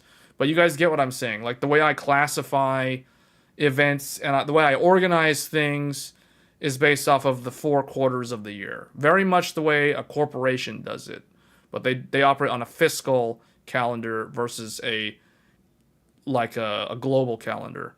So, but for global calendar, I always do things Q1, Q2, Q3, Q4. And Q3 is always the boring one because it doesn't have a lot of like tech stuff, and there's usually not that many great games that come out in Q3. They usually come out in Q4. It's usually like October, November, and then like the big ones always come out in like Q2 historically. So that's why this year has been kind of weird. But the game shows happen in Q3. So we get Gamescom and TGS, and I expect the PS5 Pro should be revealed and announced at either one of these, if not both of these shows. So we will start hearing about it soon. I don't expect anything from Nintendo as in terms of like a Switch 2 announcement, but I do expect Sony to announce the PlayStation 5 Pro at these shows. If they don't do that, then I will become concerned as to if they're actually launching it this year. But I think they are launching it this year. So that being said, they're going to be announced at Q3, and they're going to be launching PS5 Pro in Q4. And that kind of aligns with what I expect them to do. Xbox isn't getting an updated console. Like, Xbox is getting a newer... What do they call that thing? It has a code name, but it's not a beefed up console like the PS5 Pro. The PS5 Pro is a 7700 XT in terms of performance versus the PS5, which is a 6700. So that gives you an idea in terms of how much more powerful the PS5 Pro is. PS5 Pro, basically speaking, in simplistic terms, it is a very good 1440p gaming machine. So the fact that game developers like to upscale everything to 4K these days using FSR or whatever, or nearest neighbor, or whatever they do, the PS5 Pro will be significantly better at upscaling because it'll take 1440 and it would upscale to 4K.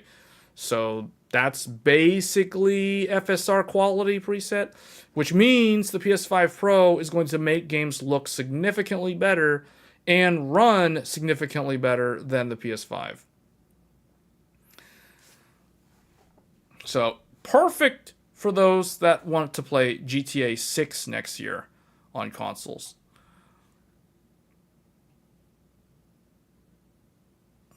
So, yeah, that's kind of what... So this is basically the remainder of the year.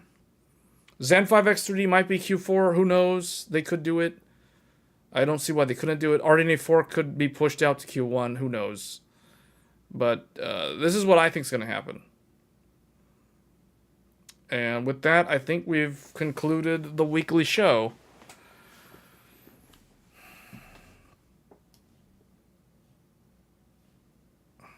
So, alright guys, if there's no other questions, I'm going to wrap things up. We will be back next Thursday, and I am going to start uploading videos again. I haven't uploaded actual videos for a while now because it's been pretty dry these last couple of months in terms of technology. There's like nothing really to talk about, to be honest, but that's going to change. Well, you probably can expect some clip sections from some of these Thursday talk shows on the channel. And we'll be back, I think, later this month or maybe early August. We should have Zen 5. And I'll be doing a lot of videos on Zen 5 of the motherboards over the next several weeks. That's why I need them to launch those motherboards, because otherwise there's like nothing to talk about. Besides overclocking videos and DDR5 videos again. But with that, we're going to go ahead and end the show. If you're new to the channel and you like this sort of discussion format, with this open discussion with the chat, and you like asking questions or just hearing things about the PC DIY market and how it's kind of adjacent to the overall gaming market, get subscribed to the channel. We do a lot of these sort of videos every Thursday. And occasionally I will do live streams on the weekend, and you can stop by and chat about any question you have that pertains to PC DIY. And until then, I will catch you guys next Thursday, and take care, and I'll see you then. Thanks.